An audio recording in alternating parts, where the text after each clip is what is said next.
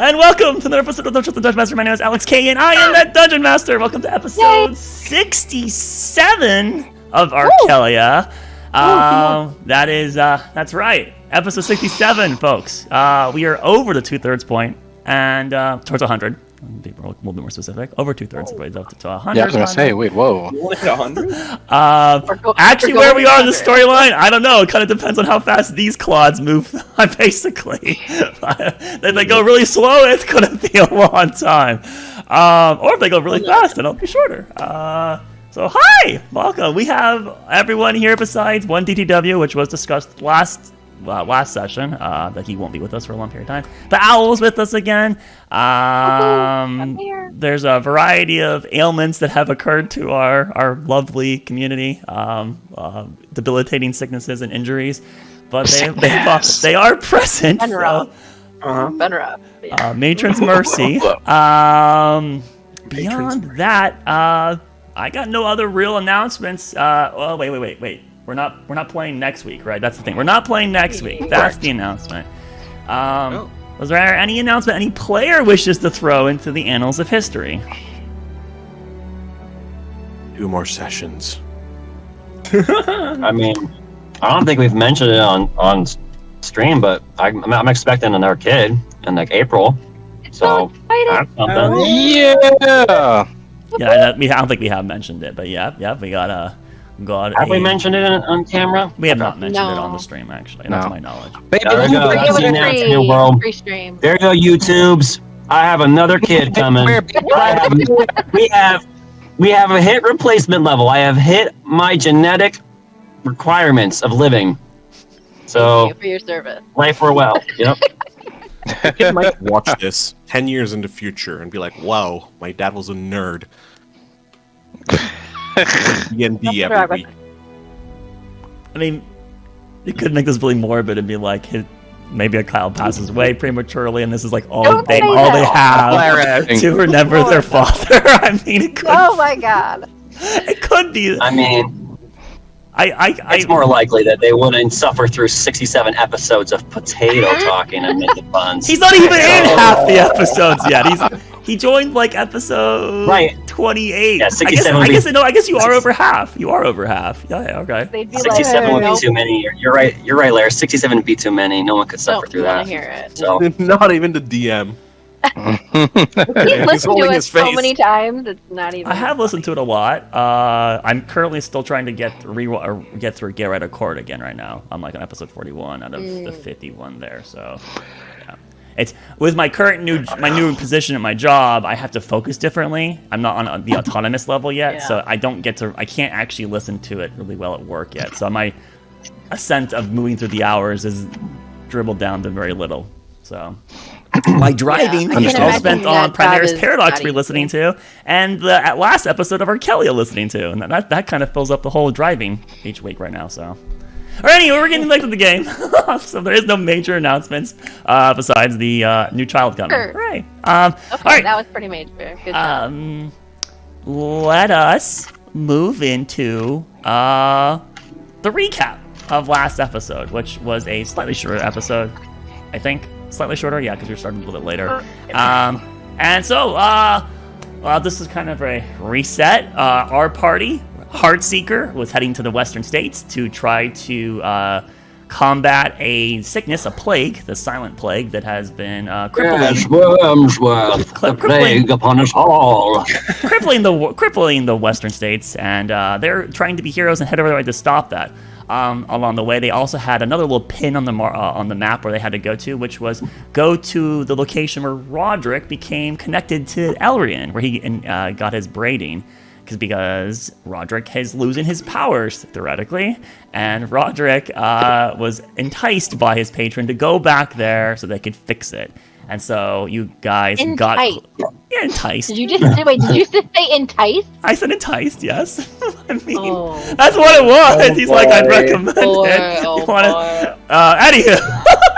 Enticed. They're already getting paranoid. So wow. So they went over to the random hills. They found the entrance to this hidden facility. You guys have gone through a whole bunch of traps and puzzles, right? We were talking about this a little bit last episode. And At the start of last episode, you guys were just had completed a complex puzzle with separating the party into 3 separate rooms, and you had to index and find these commonalities between these tokens or tablets or tiles or scripture, right? There was a variety of different things that you guys had used to decode the answer to open a mural into a hallway.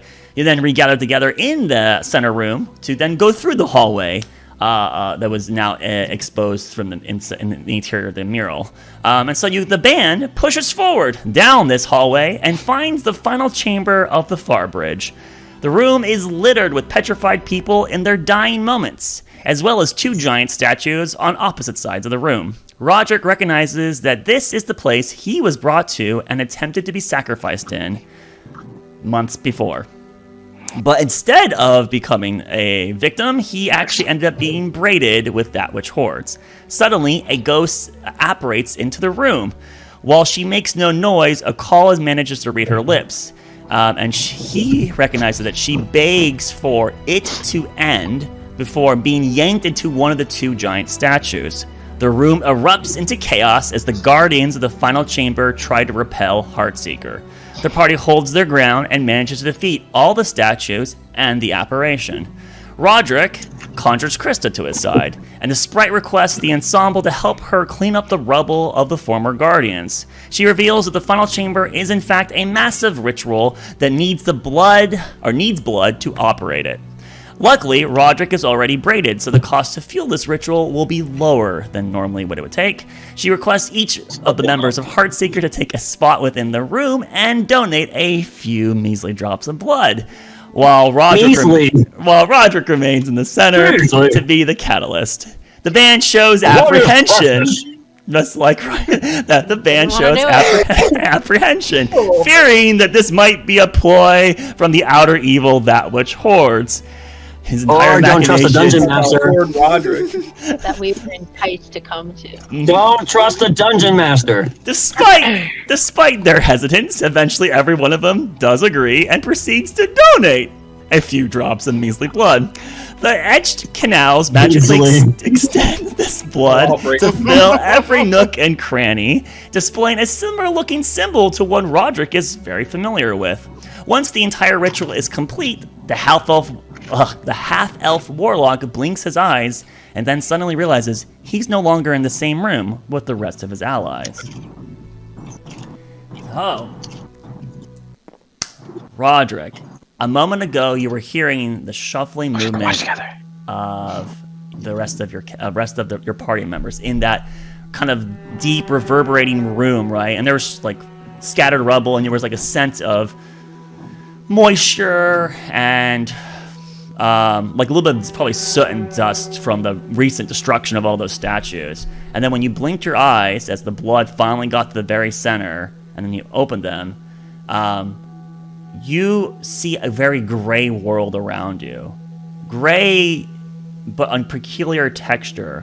You're in an enclosed room that has very similar dimensions to the room that you just were in previously. It's effectively 60 feet by 60 feet in like a cube, right? It kind of has the same weird hexagon-shaped structure where there should be walls, and there does appear to be a ceiling that's 40 or so feet in the air above you. It's almost the same exact silhouette profile, but the texture of the wall, the ground, the roof, it's definitely a different substance.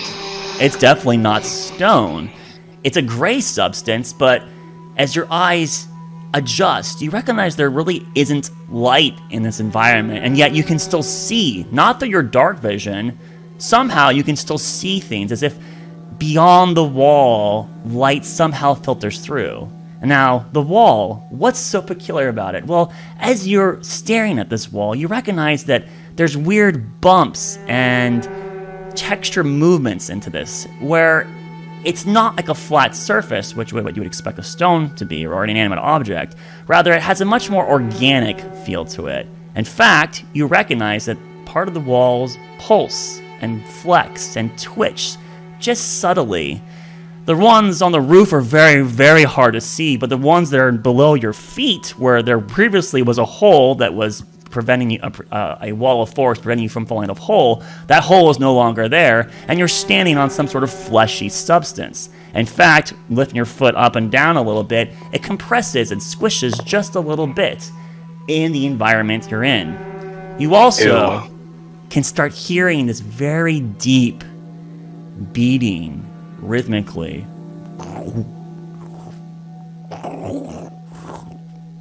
Coming from the surrounding environment around you.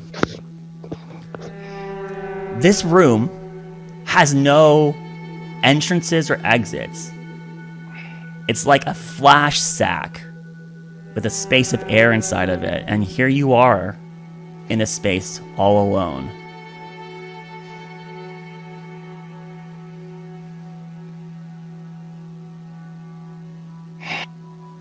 I'm here. How do you say that?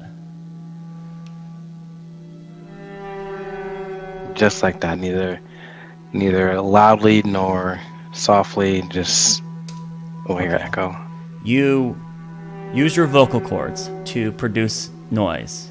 And they do produce noise. There is oxygen. You can feel a very humid air in this environment, and you can hear the noise with your ears.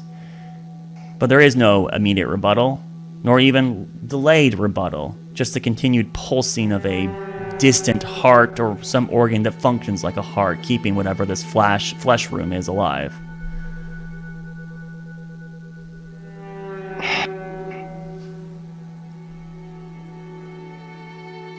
So what now? You tell me to come here and you do not want to talk? Silence.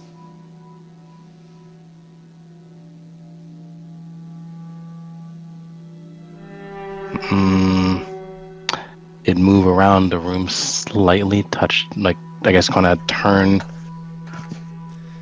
from where he's at and go to like the north facing wall. Sure. That'd be like kind of where Evelyn was previously. So you walk across this, and the ground compresses against you. And eventually you would get to the wall, and you could put your hand against it and touch it if you want, or dare. Yes. All right. Dare. There is a heat to this wall. It's not cold. And you can feel a pulsing, a strong enough pulse that it goes through your, I presume, gloved hand. Maybe your hands aren't gloved. Either way, you can feel. If you are wearing clothing, it's strong enough you can feel it. And if you're not wearing clothing, you can easily feel it with your skin. There is a literal beat on this flesh in front of you, and there's a heat from it as well. While connected, I would say. Yeah, if you look, your character imagine Roderick looks left and looks right and just sees that there's no like crevice. It looks almost like an organ, the interior of an organ, right? One piece of continuous cells, a membrane that has been multiplied to form one centralized, similar looking organ. Well, while touching the wall, he would say hello. With your vocal cords again? Yes, but he'll also use the.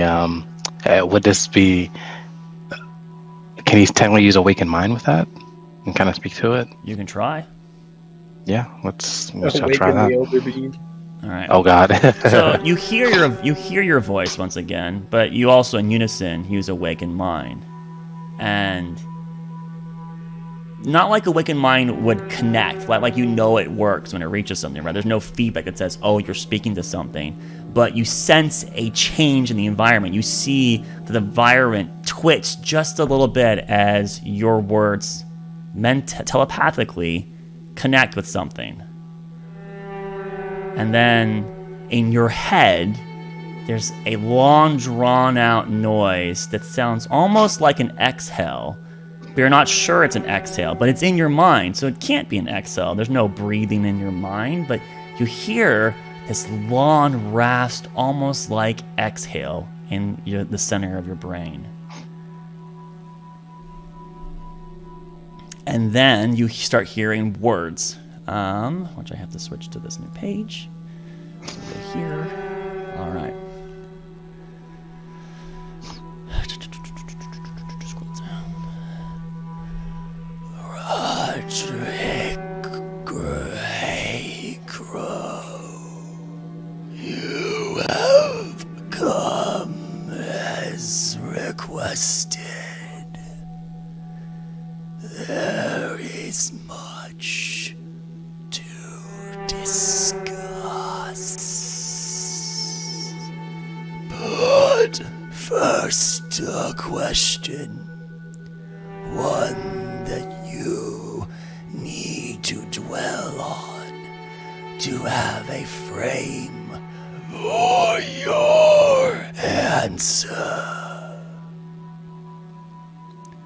What is the worth of a soul against billions?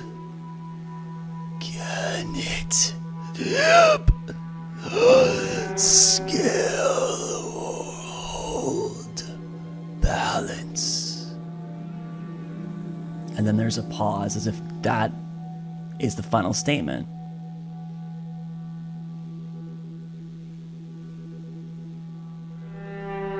To make sure I had so out of character. So he said, "What is the worth of a soul against billions? And can it tip the scale?" Because I think my headset's kind of going on a little bit. Yeah, and then obviously it's not easy to comprehend it. You are free.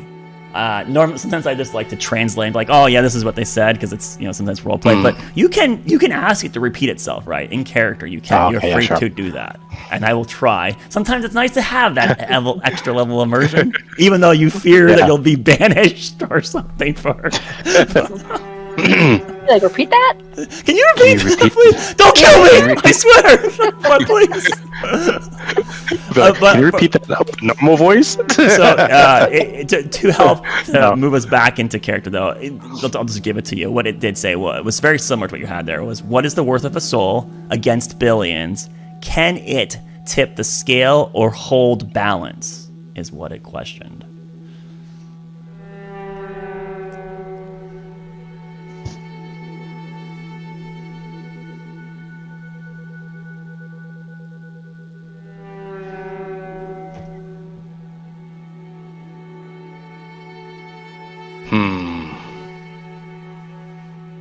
As you might bring your fingers to your chin and ponder this question for a little bit, around you, the room continues to have this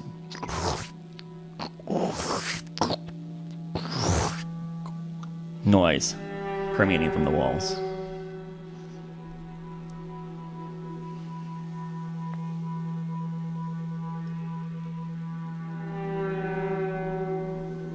Can it tip the scale or hold balance?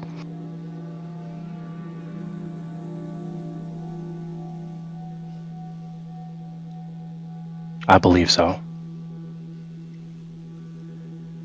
You are wise to be fearful to that which you do not know. I hold no resentment against you for harboring such concerns. You are the one of the few who has a choice that will lead to dramatic consequence.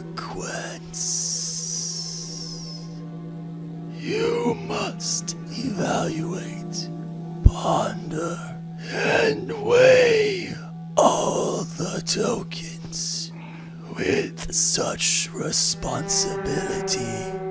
Roderick Greycrow. Our relationship is what it is. You cannot, nor should you, trust that which you are ignorant to. But you can use it to fuel your ambitions.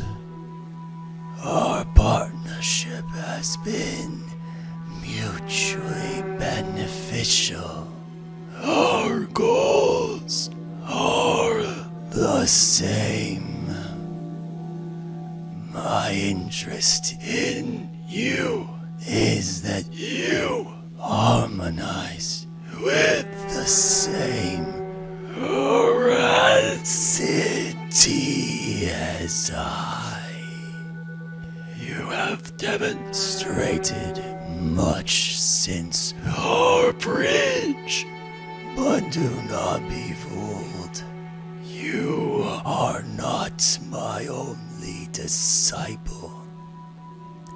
You are just the one who is in the most prime position to make the necessary actions. But these are your choices. For what you've done, you are free to allow the braid to decay, and I will not pursue you. No aggression will come from me or mine unless you directly interfere with us. We both know what is at stake, even if you are not within my care. We still work towards the same goal. Our routes may differ, but if we can respect the other's space, then there is a possibility of success. But would you? There's a pause, as if allowing you to ask your question. Why would you continue in that path then? Because at some point,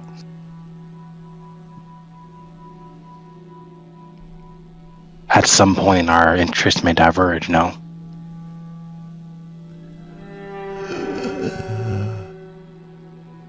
You are small, and your perspective limited. I know more.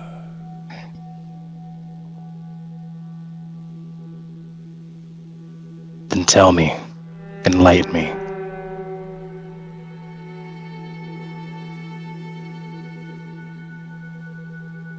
I think if I was in your place, it would be beneficial to know all options.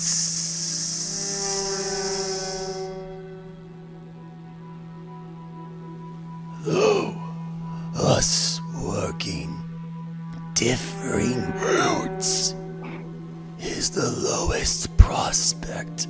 Roderick Grey Grow.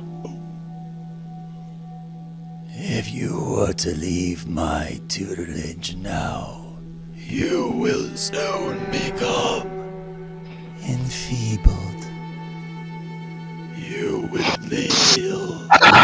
return to that which you were before. You can learn new skills, new trades, or find a new source of strength. But most of these will cost you that which you cannot spare. Time is needed for you to advance a different path.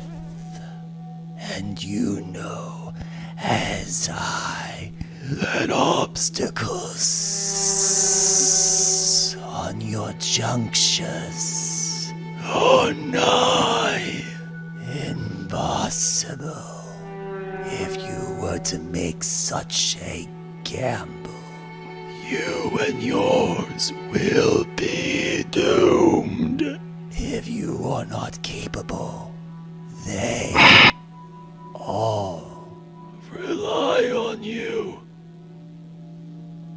But I can offer you a different path. If you were adamant on departing, I know much, and I can teach you to be proficient in many of the different arts. I can even transform your physical vessel to equip you with properly. Oops. Sorry. To equip you to properly Use such arts. I lost my voice. But this is a risky business, Roderick. Gray grow. Things may be lost. Efficiency is not guaranteed on the conversions. But this will save you that precious commodity of time, and will carry the far higher chance of survival. If you instead wanted a more secure future, to remain in my guidance, we have two options. We can allow the braid to rot and instead make one of those mundane contracts. This will allow me to trickle strength to you and allow you to have a throttle to control the cost. But it does also prevent me from gifting you more when you truly need it. Your vessel now has become quite capable and can receive much more without cracking. But for such an option, the braiding must be mundane. We can correct the braiding, and doing so allow that power to move to you. New gifts will be immediately available in such a situation, as long as the choice of different options.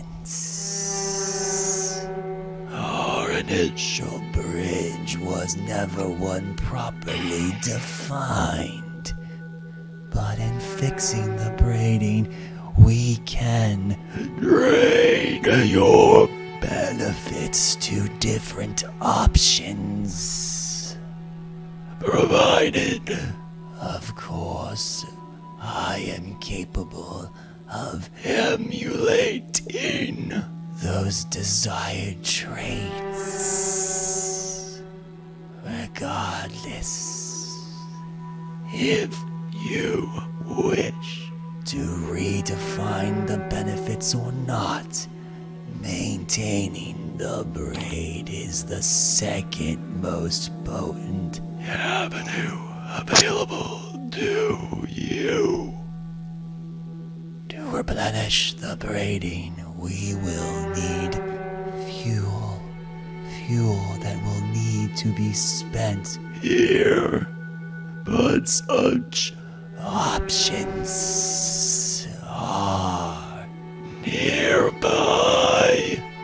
One that has wronged you and deserves such a fate.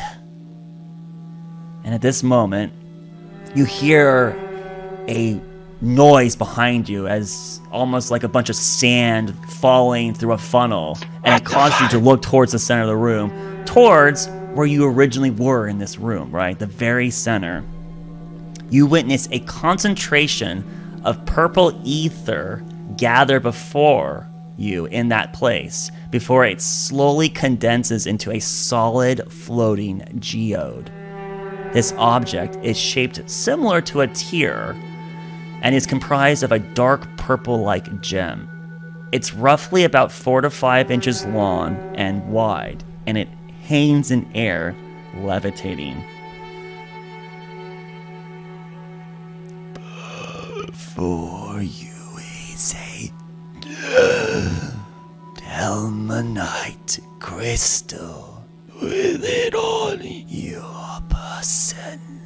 When the time comes, you will be able to snatch what you need with a simple reaction.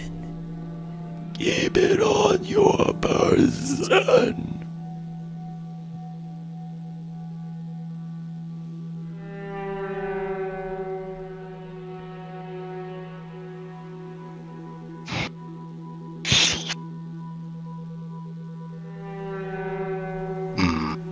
Can you repeat the last part as far as for the when you said the fuel?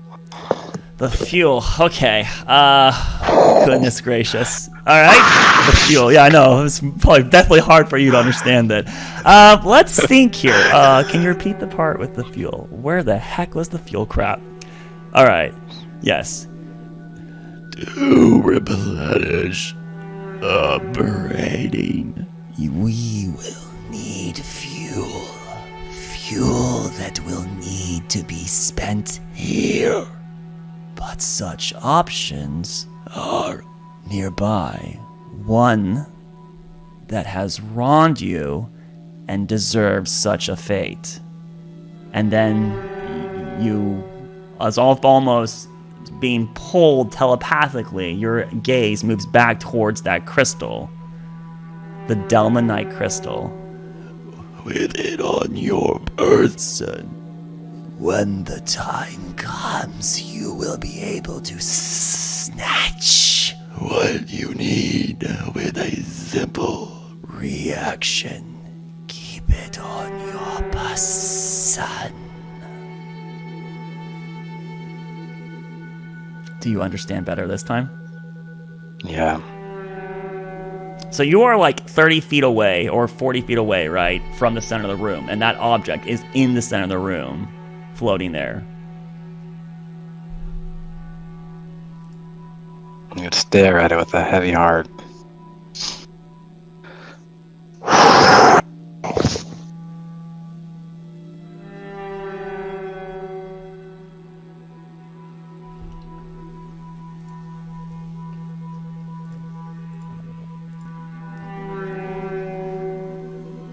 Do you start taking steps towards the center of the room? He would take 3 steps and stop. Okay.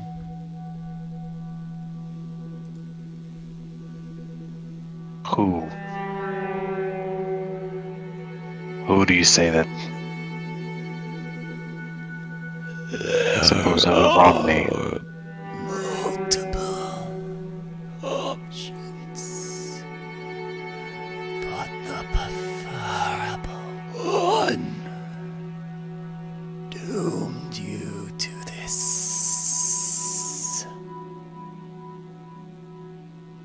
You will know when the time is right.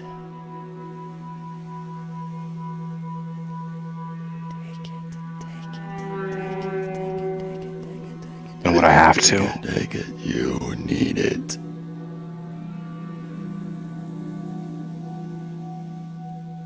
Would I have to, though? The brain will rot without it. It is necessary. Do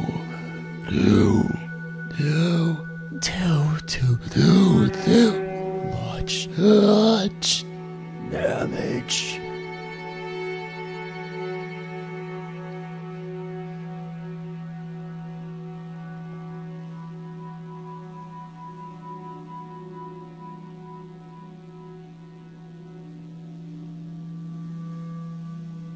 You know, everyone has warned me with getting in contact or any sense with, as we phrase it, the outer evils. And I know where I'm at now. Feel it just another piece on the board. You are, as discussed, free to leave without me. But you will. They will. We will all die. What do you desire, Roderick Greygrow?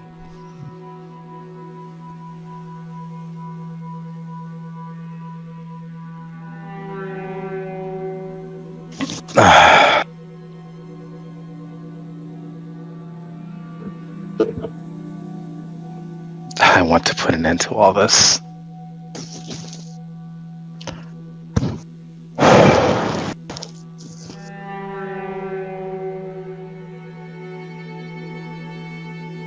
You want freedom?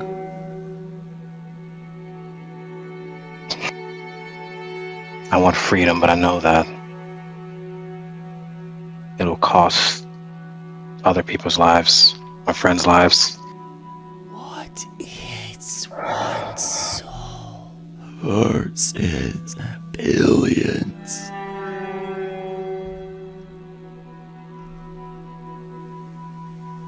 Whose soul is it supposed to be?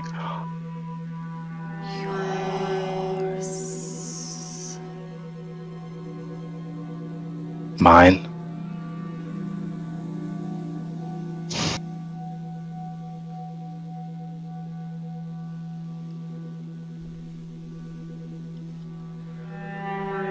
And you'll stand by that, and it'll be only mine. As long as you do what is necessary.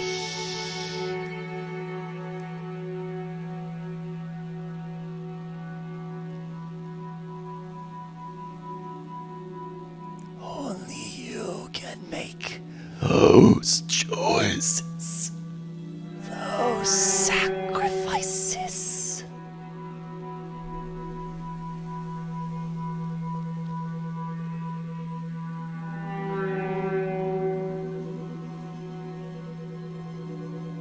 There is one other option, Roderick Greygrow. And what is that? But to do it will require the Delmonite Crystal.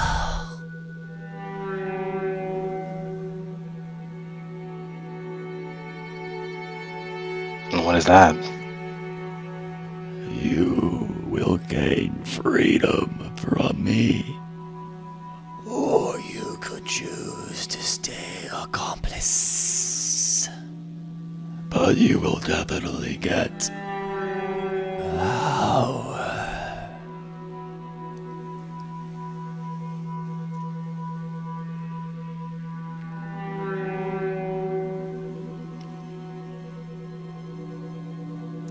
So it's something I have to find this crystal. It's there in front of you. Touch it. In the center of the room is still the Delmonite crystal floating in the same spots it has been.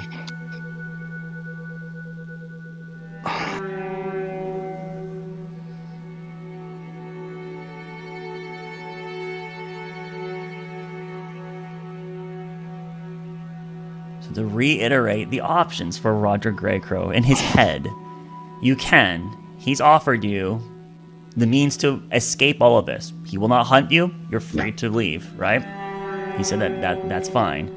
But you will be enfeebled, and you will certainly spell the doom for you, your loved ones, and all of everyone else knowing what's at stake now. You know what's at stake, right? And so maybe he's poisoning you with words or biases, but he's predicting you and everything will be lost if you go that route. But you're free to try, right? He will not hunt you for what you've done for him thus far. That's route 1. Route 2, you can make a mundane contract with him if you would like to stay in his... route 2 actually was he could let you leave, and he could teach you new arts ridiculously quickly. He can even change your physical form to help you handle different arts, i.e. changing classes, right, and respecing stats. But there is a risk that if, depending on probability that you don't know, that you might lose attributes or portions of stats. Metagame-wise, there's a roll I will do, and if you roll poorly, you will lose some of your modifiers, right? But overall, you will probably be equipped enough to fill that role, right? Now that's option 3. Now all of these are that was option 2. These are all regarding not staying in his tutelage. Option 3, you can stay in his tutelage. You could make a mundane contract. This allows him to cede power to you, but it will be slow power. It's less than what you have now, and he promises you that you actually are stronger. If the braiding was intact, you would have immediately more power than what you currently have if you could repair the braiding. But if you switch to a contract, he could not give you that extra surge of power immediately. And then you would be limited to a contract. This would be a throttle for you, but he can't give you more than the pre-designed portions of the contract. So that was option 3, right? And then then that's staying in his tutelage, right? Because you make a contract to some capacity, even though it's throttled. You could, instead, if you would like to have more immediate power, repair the braiding. To repair the braiding, though, you will need the Delmonite crystal, because it will let you capture fuel, which you'll then come back to the Far Bridge to use in a ritual to prepare the braiding. And so you do have that option too. You can repair the braiding with the Delmonite crystal, and then what he's promised you, immediate power, more than what you have currently, will be yours if you were to do that. And then finally, due to your apprehension, he admitted that there is even another path, but that path also requires the Delmonite crystal.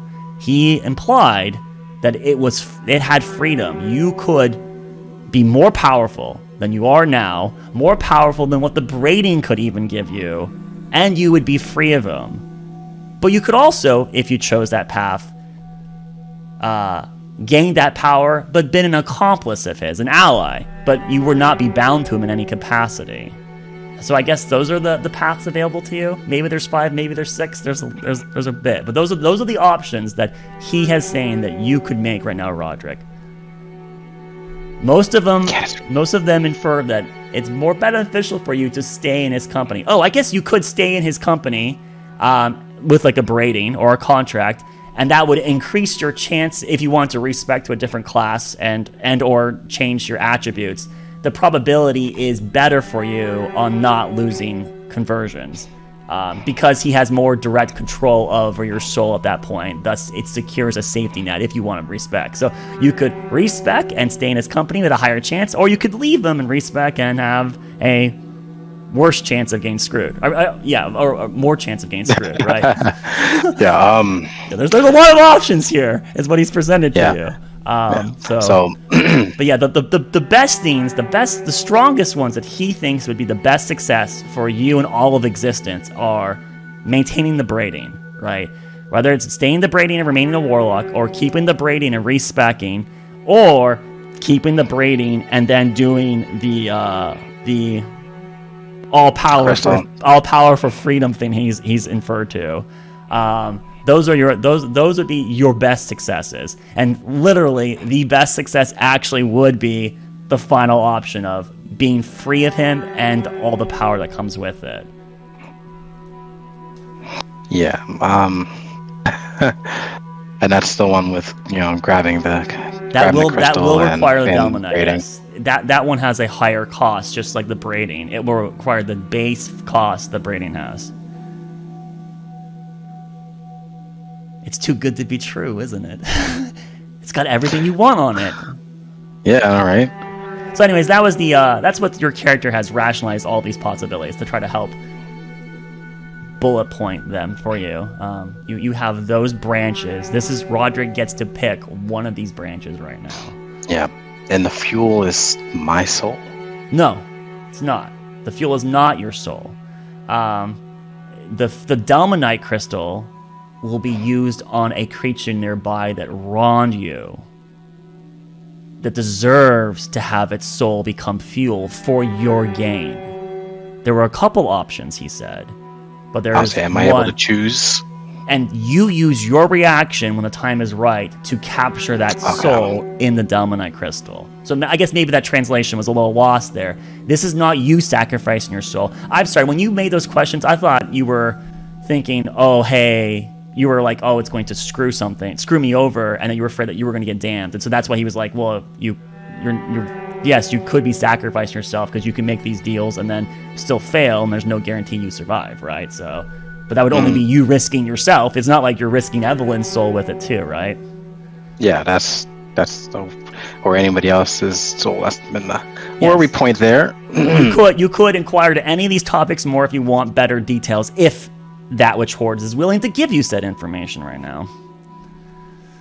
So hopefully that helps explain things here. Sorry, I didn't catch that was what the problem was. Yes, it's not your soul. Yeah, no problem. And he said it's someone that's wronged you. So if the statements are true and he's not pulling a con on you, which Baldric would be going, beware, but he's not here right now, then it would be someone nearby that's wronged you. And a couple names come immediately into your head that are or should be nearby that have wronged you. So perhaps one of them. Or maybe someone else. Someone you never thought would be a person that wronged you. To what extent is it wrong? Can be just someone crossing my path and I think the negative of that, or what?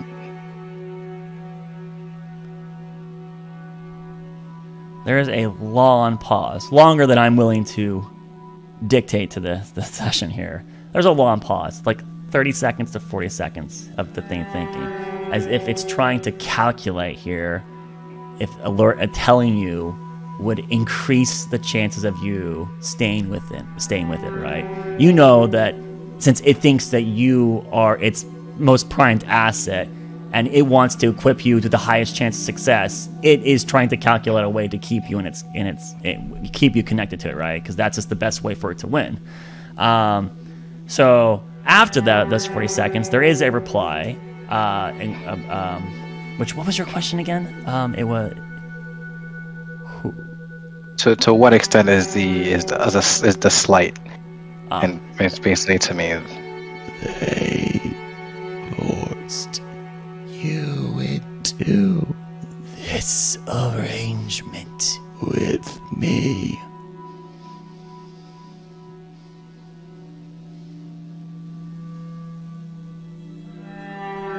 Okay. The first domino. They are not a good person, and they plan to do terrible evil on your world. There should be no apprehension in using them. After all, they tried to use you.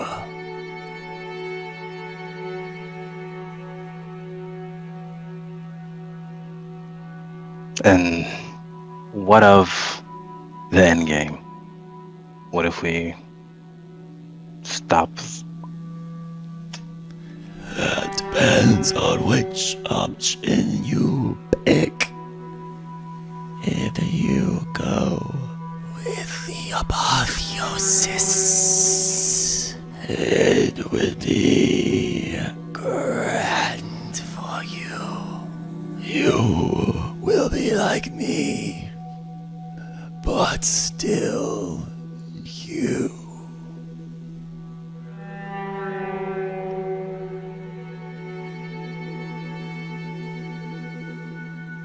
If you wanted to keep operating, then things would be as they are.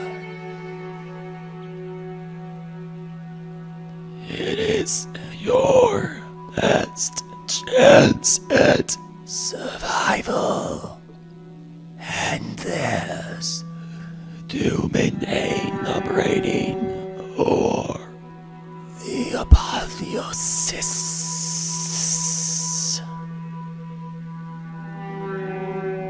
Ow. Roderick, think for a moment. Do you remember when you tumbled through the fourth? Yes.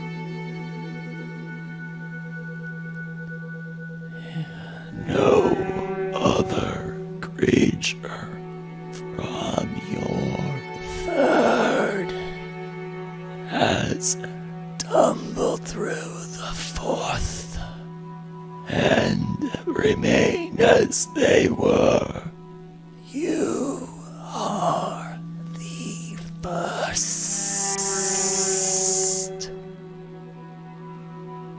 I think you are special. And that is why I think you will become a true Sim.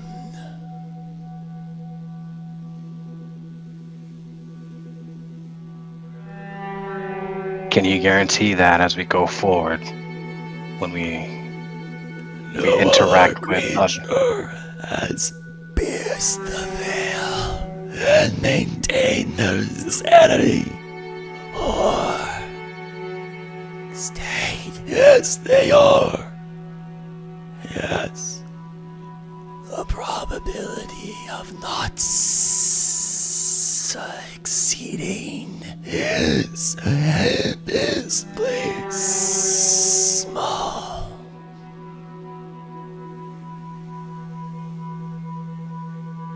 And you would be more powerful than the braiding and free of me. A new existence rivaling that in all planes. But you will be infantile. And if you wanted, I could guide you into how to be this new existence. Above uses is not available to almost all existence.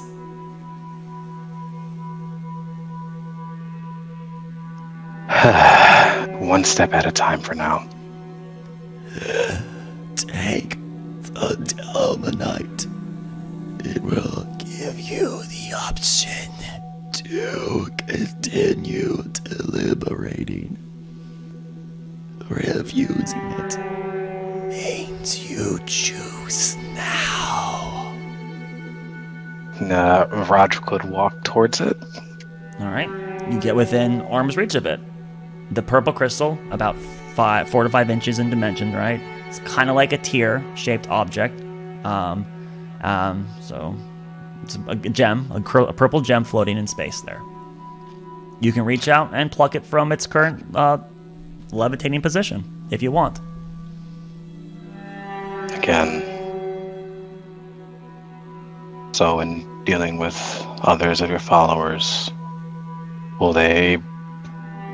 can you direct them to help us as opposed to whatever they may be? I will move them in favor if we stay on the same side.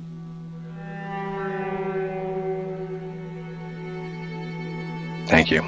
Additionally,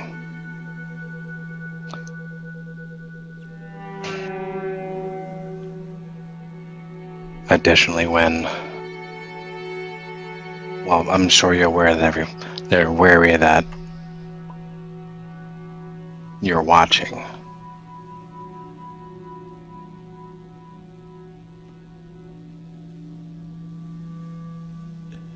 The braiding makes it an unavoidable consequence to be connected to me, to have that power. I need to see through you.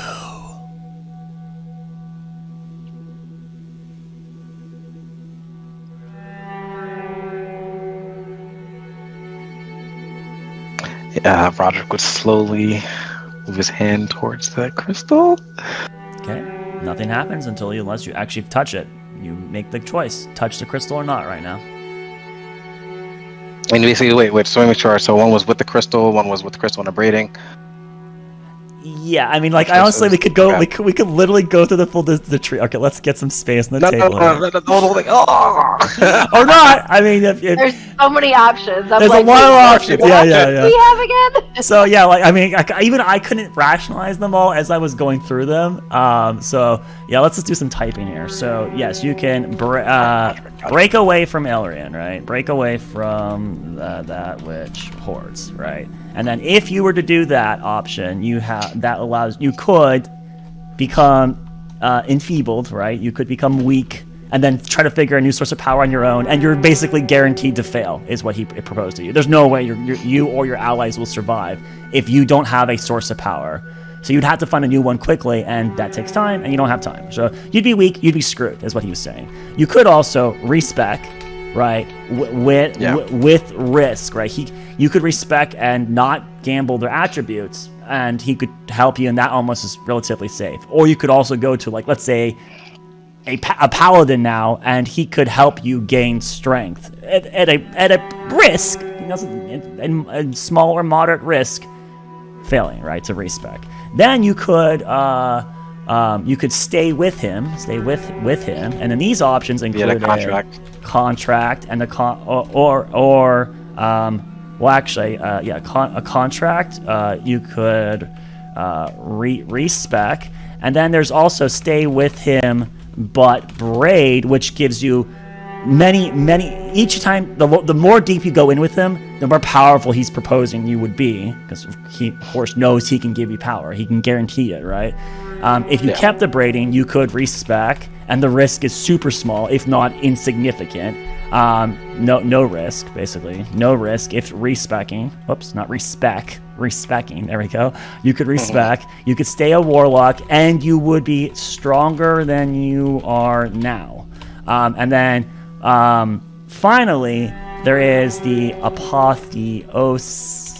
If I can't see my typing anymore, so hopefully I spelled that correct, or well, close enough. Apotheosis. The apotheosis requires you to maintain the braiding at the minimum, but once you apotheosis, you're free of them. You would be an equal to them. You would be a new existence completely. Probably something close to a demigod, if not divine, would be what he would estimate. You're the first creature of the third to survive tumbling through the fourth. It's never happened before. Anyone that has attempted to do so before has been obliterated or gone insane or has mutated to something. You were the first he's ever known, and this is a very ancient creature that has survived tumbling through the fourth.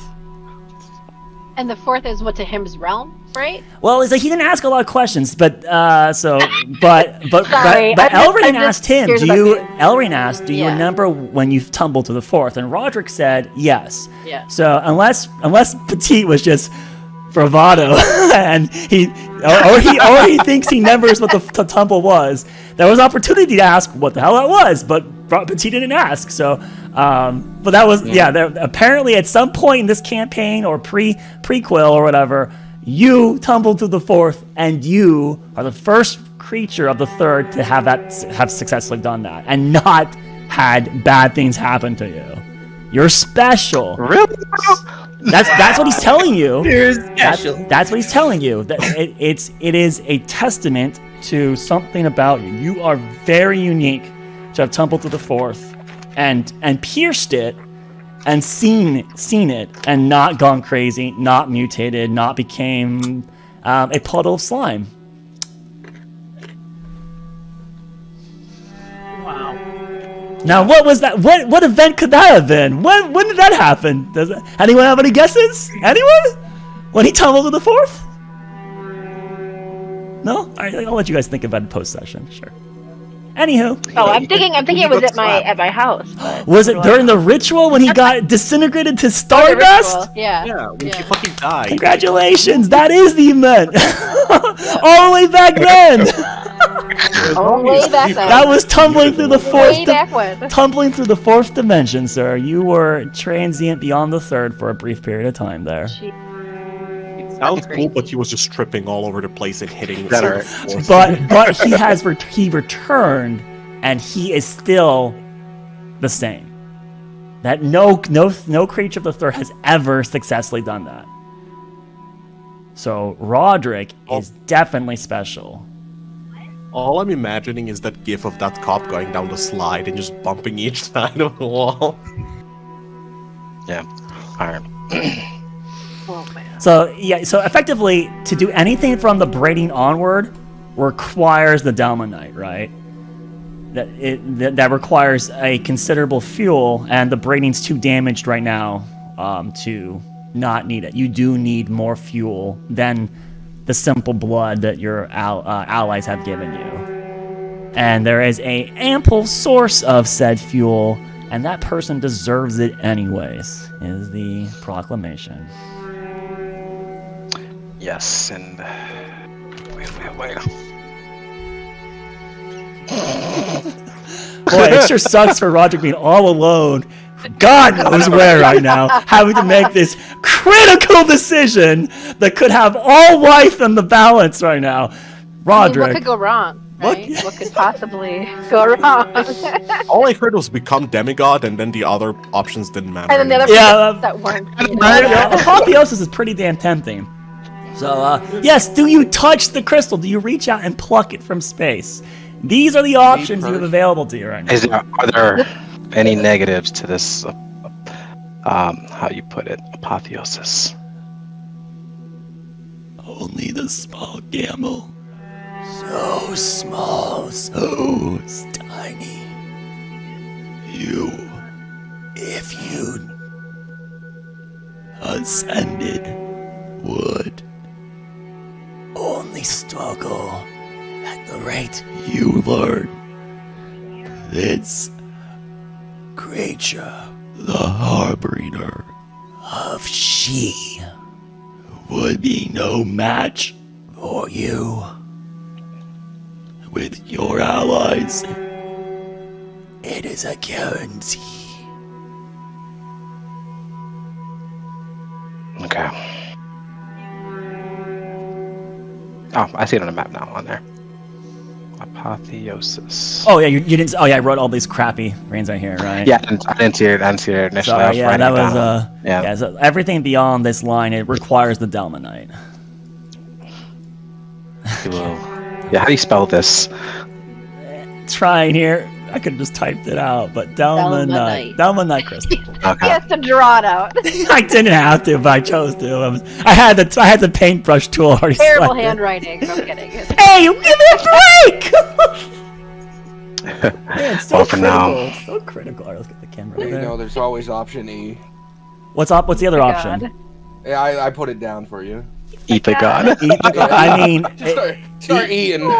if you got this, With if you some did fava apotheosis, you probably could challenge the divine when you finally gain enough of Eventually, your yeah. new existence and gain and like learn how to use your like you don't want to become Jafar and with like Jafar is the genie, right? And then like you're so early on you don't know how to do your crap right, and then you would just get screwed, right? You can't rush headfirst against the gods immediately. You might want to develop your skills if you chose the apotheosis route and. So let's see if I can fix. Hopefully, I did Our this mighty right. wizard is returned. Let's. Kyle was probably like apotheosis. What Yeah, the right. heck are they talking about? Yeah. Can I get the password? It's in chat. Don't say it over the stream. We don't need invaders. Worse. All right, everybody, random, get in here. It's not like the password All right. changes every week. Which chat? Every I think it's Arkelya, General Arkelya. I think. Amazing Arkelya is where it should be. Yeah. Amazing Arkelya. Alright, so I shall place some trust Yeah, in you it was because you have saved the Sob once, more than once at this point. And you will grab the crystal. Okay, you grab it, and nothing bad happens. There's no like explosion or you get sucked inside it. Nothing. You don't feel any. You don't feel any different, but you do touch an object, and it feels like, if you physically feel it with your fingers. There was a moment where you didn't think you might be where you are right now. You maybe just astral projection like you've always done before, but you are physically touching something right now, right? And it's in your hand, and you can rotate it, and it's on your person. And then as you grab the object, then the voice from around you in your mind. I ask you again, Roderick Greygrow. What is the worth of a soul? Can you be the one to risk yourself, but protect all there is and will be? Can you hold the scales? And then the very next time you blink, you're back in the far bridge with everyone else. And when you blink, you feel the object in your hand, and you look down, and it's in your hand. From everyone else's perspective, when you blinked, suddenly there was something in your hand, if they were perceptive enough to see it in the first place, right? But they would suddenly see you moving again. Roderick was not like comatose. It looked like he was meditating with his eyes closed, but standing effectively still. But didn't look like he was in turbulence or turmoil or nightmare or anything like that. He was just standing still with his eyes closed on the very center platform. And he was there for standing like that for about 15 to 20 minutes. And so the rest of you guys were just kind of like waiting for that period of time. Maybe someone asked, do we have to stand in this position, Krista? Is this important? And she would have said, no, you're free to move around. The ritual is going right now. So those of you that are old and have crinkly bones might move to different places of the room waiting for Roderick, right? So you're probably not in the exact positions that the tokens are at this point. You're probably, elsewhere, waiting for Roderick to eventually come to. And 20 or so minutes later, or maybe even 30 minutes later, I don't really know how long we were role-playing there. So however long, long time. Yes. It almost feels like it was translated like literally second to second. So if that was us, okay, the stream's been going for over an hour. So if we were in that for an hour, Roderick, congratulations. Or Petit, congratulations, Roderick. An hour of time has passed by for everyone inside. So they're probably just like on their back, throwing things in the air and catching them. You forgot something, Laris. You forgot the 20-minute pause. Oh, no, I'm sorry. It was only 40 seconds, not 40 minutes.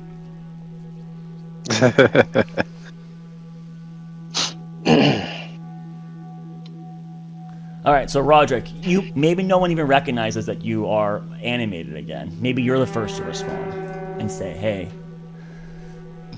but you're back.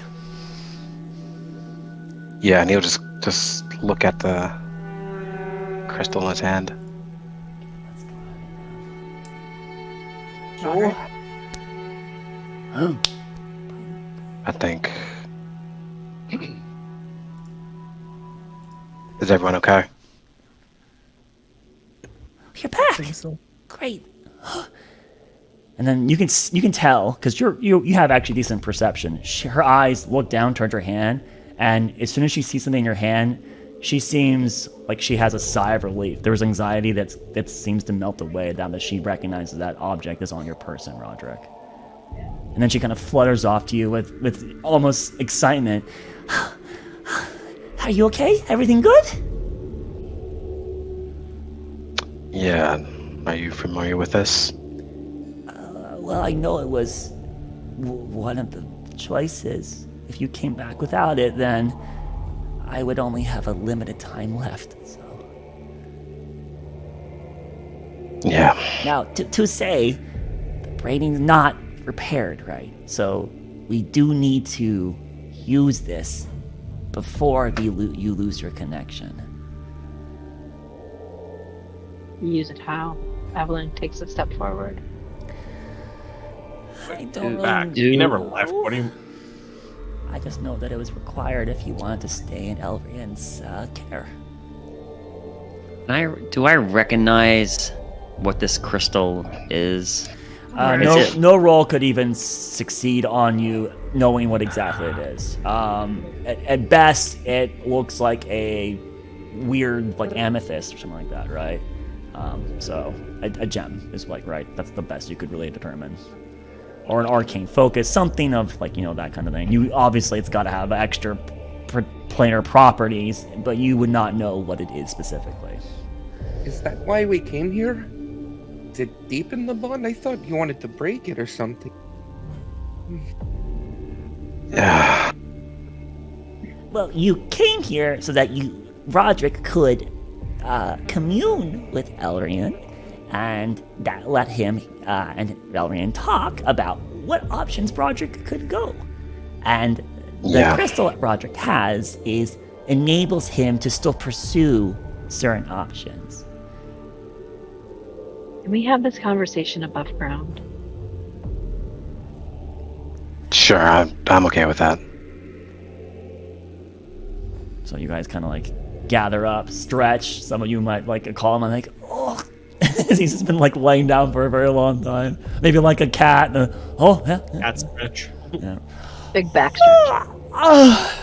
Let's be good to go then.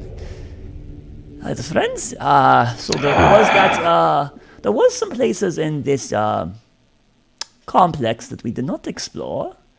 I don't know if we wanted to go look into those things. There also was that weird shadow demon, so we do need to be prepared if it's still out there.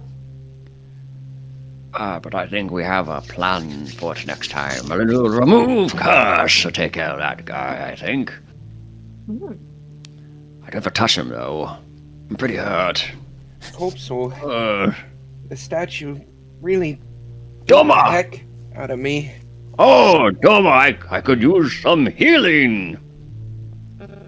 A short rest we'll just have a short rest have happened. Everyone besides Roger got a short rest. Oh, okay. Now, I will let you guys know you have short rested this day already, so, if you did use Arcane Recovery, you won't have it available to you, and I think Baldric did Arcane Recovery on his short rest previously. back in front of But we the. could use dice. Isn't there a rule where you can't do 2 short rests and get the You benefits? can do as many short rests in a day as you want. It just requires our investment. So you can do up to 24 a day, right? You have a limited number of hit dice. Hit dice only replenish half of them on a long rest, so you have less of those. And then certain features do not have limited charges. Arcane recovery can only be done once per day, unfortunately. But monks would gain their ki back infinitely. Warlocks would gain their spell slots back infinitely. But Roderick wasn't actually resting, so he does not gain the benefits of a short rest. Sorry, but everyone else does. That's okay. So I know, like, Lumi got his wild shapes back, and then Evelyn basically got nothing, and our boy Thorak got second wind and action surge back. Nicole got his ki back, and Doma got nothing. So overall, that was it's pretty uneventful. But you can roll hit Roma dice. and I are in the nothing case. You can roll hit dice though, so you could. Yeah, but I don't know if it's. I rolled some hit dice. Okay. I'm about to roll some hit dice. So while you're in this space here, right, Roderick, you kind of step off that invisible, tensor's floating disc-like field of force, and then as you step off it, you can almost feel like the air suck away, and you get the notion that if you took a step back right now, there would be no force field, and you would fall into that hole, which is a hole that you previously went into once before to escape death, right? So there is something down there, but you can't tell what's down there right now. It's a black abyss, right? And then you're on the metal plate, and you guys all can hear the pitch, like at this moment, the deep reverberations from like the soil or ground beneath you pitch into audible range, where you can hear this like noise just briefly in this very dark, reverent-like cathedral almost in the very peak, the very deepest parts of the Farbridge. And then those of you that are more sentimental will look back towards what occurred here an hour or so ago, the ruined statues of probably previously live people that have been petrified. Broken rubble has been, even though you've cleaned up a lot of it, there's still like portions of like maybe half a face that's looking at you, twisted in a horrified expression of when it did die, right? So there is a very haunting feeling as you guys kind of gather yourselves and start walking away from the Farbridge itself, as you make your way down the hallway, with your cantrips still being your only sources of light, which means there's 2 of them, one from Evelyn, one from Baldric. You hear the shuffling of your boots, again, clicking your heels against the ground, the shuffling of chainmail and metal and leather kind of creaking as you guys walk. You hear your labored breaths. Some of you are faster than others because some of you guys are still exhausted. About half the cast has 2 levels of exhaustion, meaning their movement speed is half their normal speed. Even a call is slower right now than Evelyn or gosh, 3 people are not level 2. So I think a couple of you. But like even a call right now is slower natively, and this is very rare because normally calls way spry and fast, right? So, but yeah, you guys actually have to slow down at this point because some of you only have 15 feet per 6-second move speed, right? Ooh, wow. Yeah, it's definitely slow. Ever since you guys did that split puzzle, it was a danger. So as you start walking away from the Farbridge itself and get back into the halls of the community, you would be, I don't know, let's just lose Lumi token. So you guys are here. You enter back into the mural room. In the mural room, you see the box of where there would be the little tokens that you can interact with the mural. The mural archway is still open. You guys could walk back in the Farbridge if you wanted to right now, but presumably you guys continue walking back the way you came. And then you eventually get to right here, the let's call it atrium or whatever. There ahead of you can hear flowing water and a statue of this humanoid shaped creature with some of its limbs tentacled and some of it not, right? A face that's not a face, a head that's not a head. But you can hear the water like pouring out of its left hand. It's left in the air, just kind of dripping down into a gentle current into this field of puddle or well of water. You could go straight and go to the library. You could descend down the stairs. So this is a choice the cast needs to make. Huh.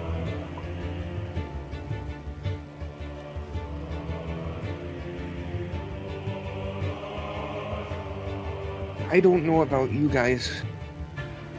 I would like to get out of here as quick as possible and bury this place.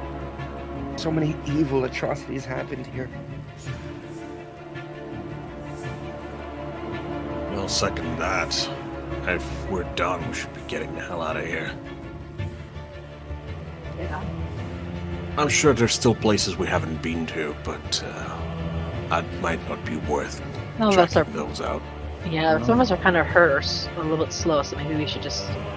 Well, are we ever gonna come back down here? There was that library. There was a lot of good secret knowledge inside there. Unfortunately, we did have to fight. You guys do feel like you gave it a really heavy look over, though.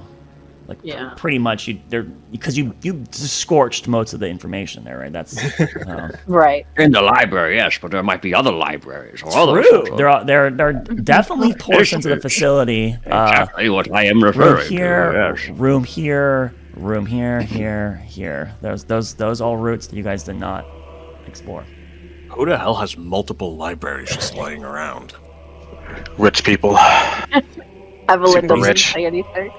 So, if we take the actual She library, thinks back to there's- her estate alone. There's multiple libraries in her family There's a home. multiple Alright. libraries at my place. Yeah, who would do Think about the that? library in think about the library in Windheim. There's the restricted section, and this being a cult with certain levels, there might be a restricted knowledge section versus a common knowledge section. There's it's possible. Is that you suggesting we should check it out? But this place was had layers of restriction. We constantly had to tithe blood and stuff like that. So there are sort of checkpoints that you have to cross, and so that means some people aren't privileged to maybe certain levels of academia. Fine.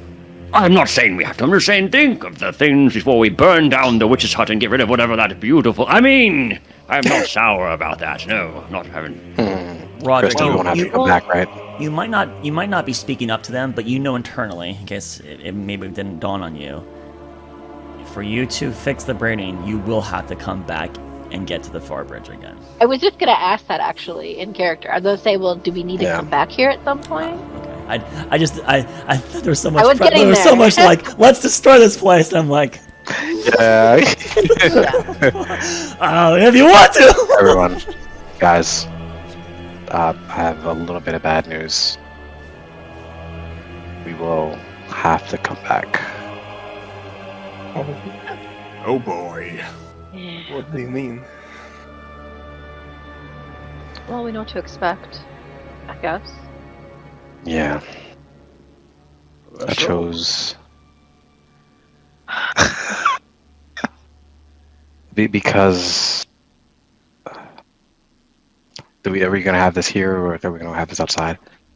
Yeah. I mean, I don't think we need to destroy anything when we leave, but I think we should get out of here and at least rest.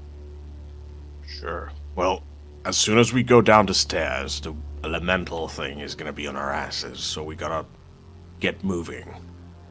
Right now or after we leave is when we can talk. What should you guys prefer? Outside of here would be very nice. Do you know when we need to return? If it's like in a couple of hours, then I mean, might as well stay here, but I doubt it's gonna be that easy. It'll be after we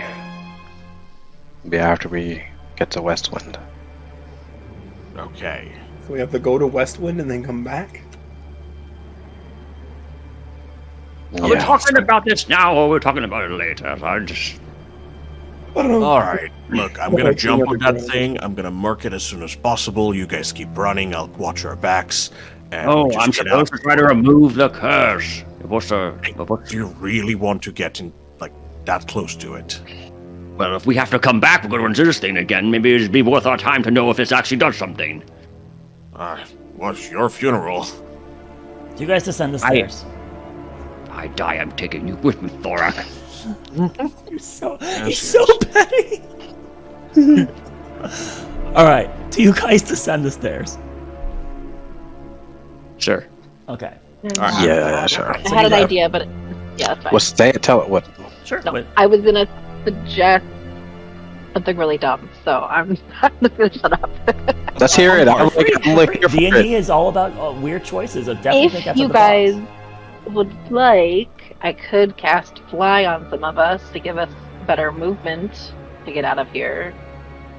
If you think that might be beneficial.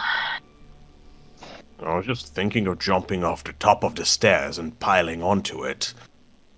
I don't need fly for that, but it's a nice idea. Actually, I still have some skills on my person I can still do to Technically, I can make improve our 6 of us ability. fly. I can't do that.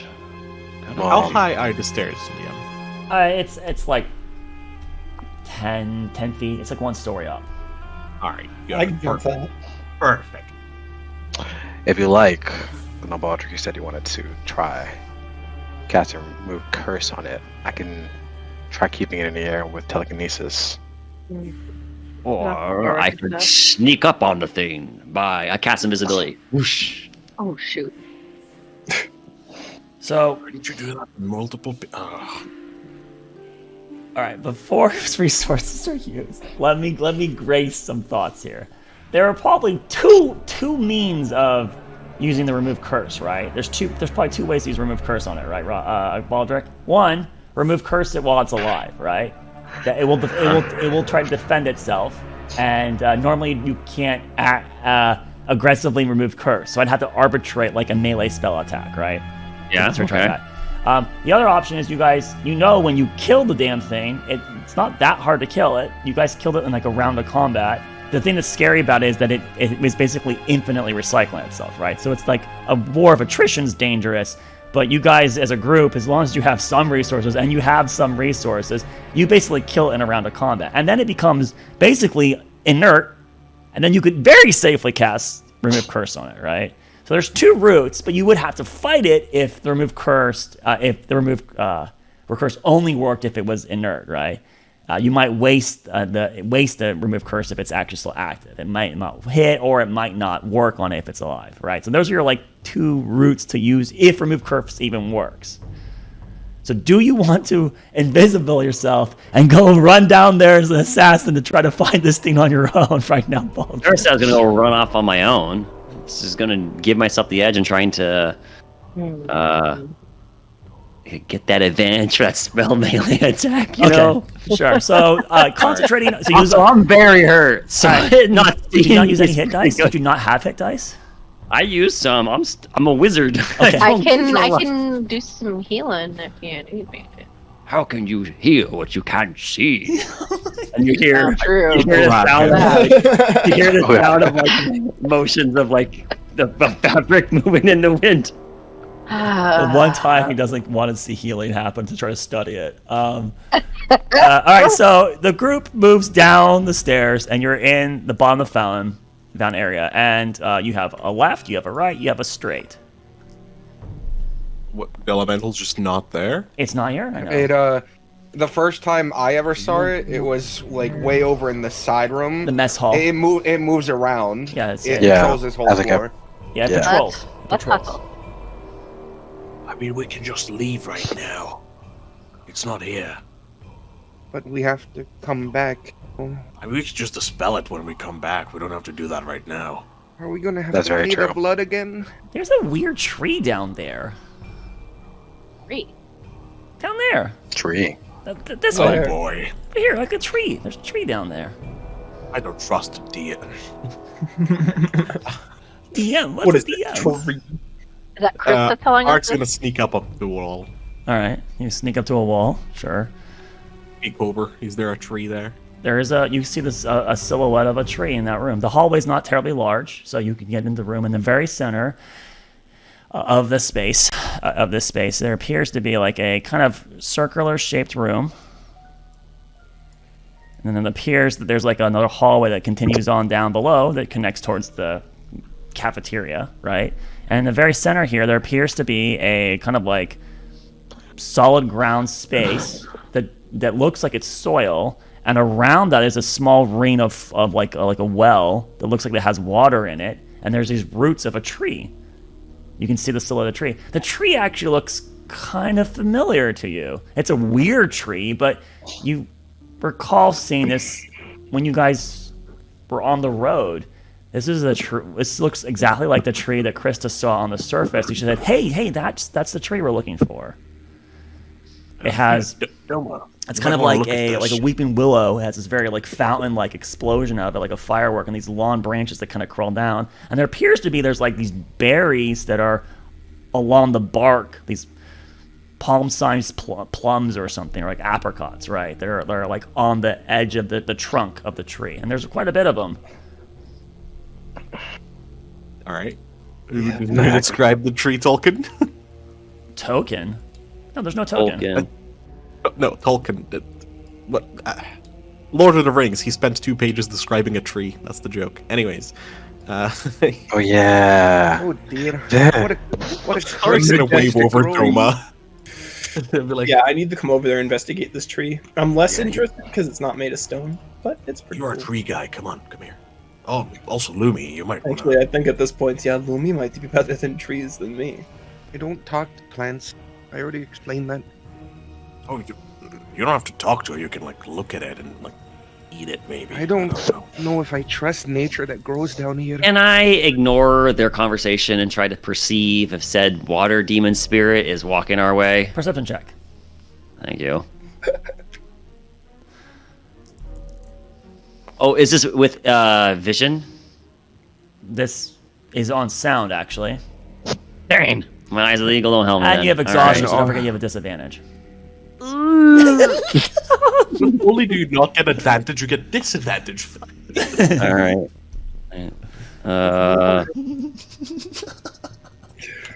See here, it's perception. That's a 9. Don't hear anything 9. now. Nothing right now.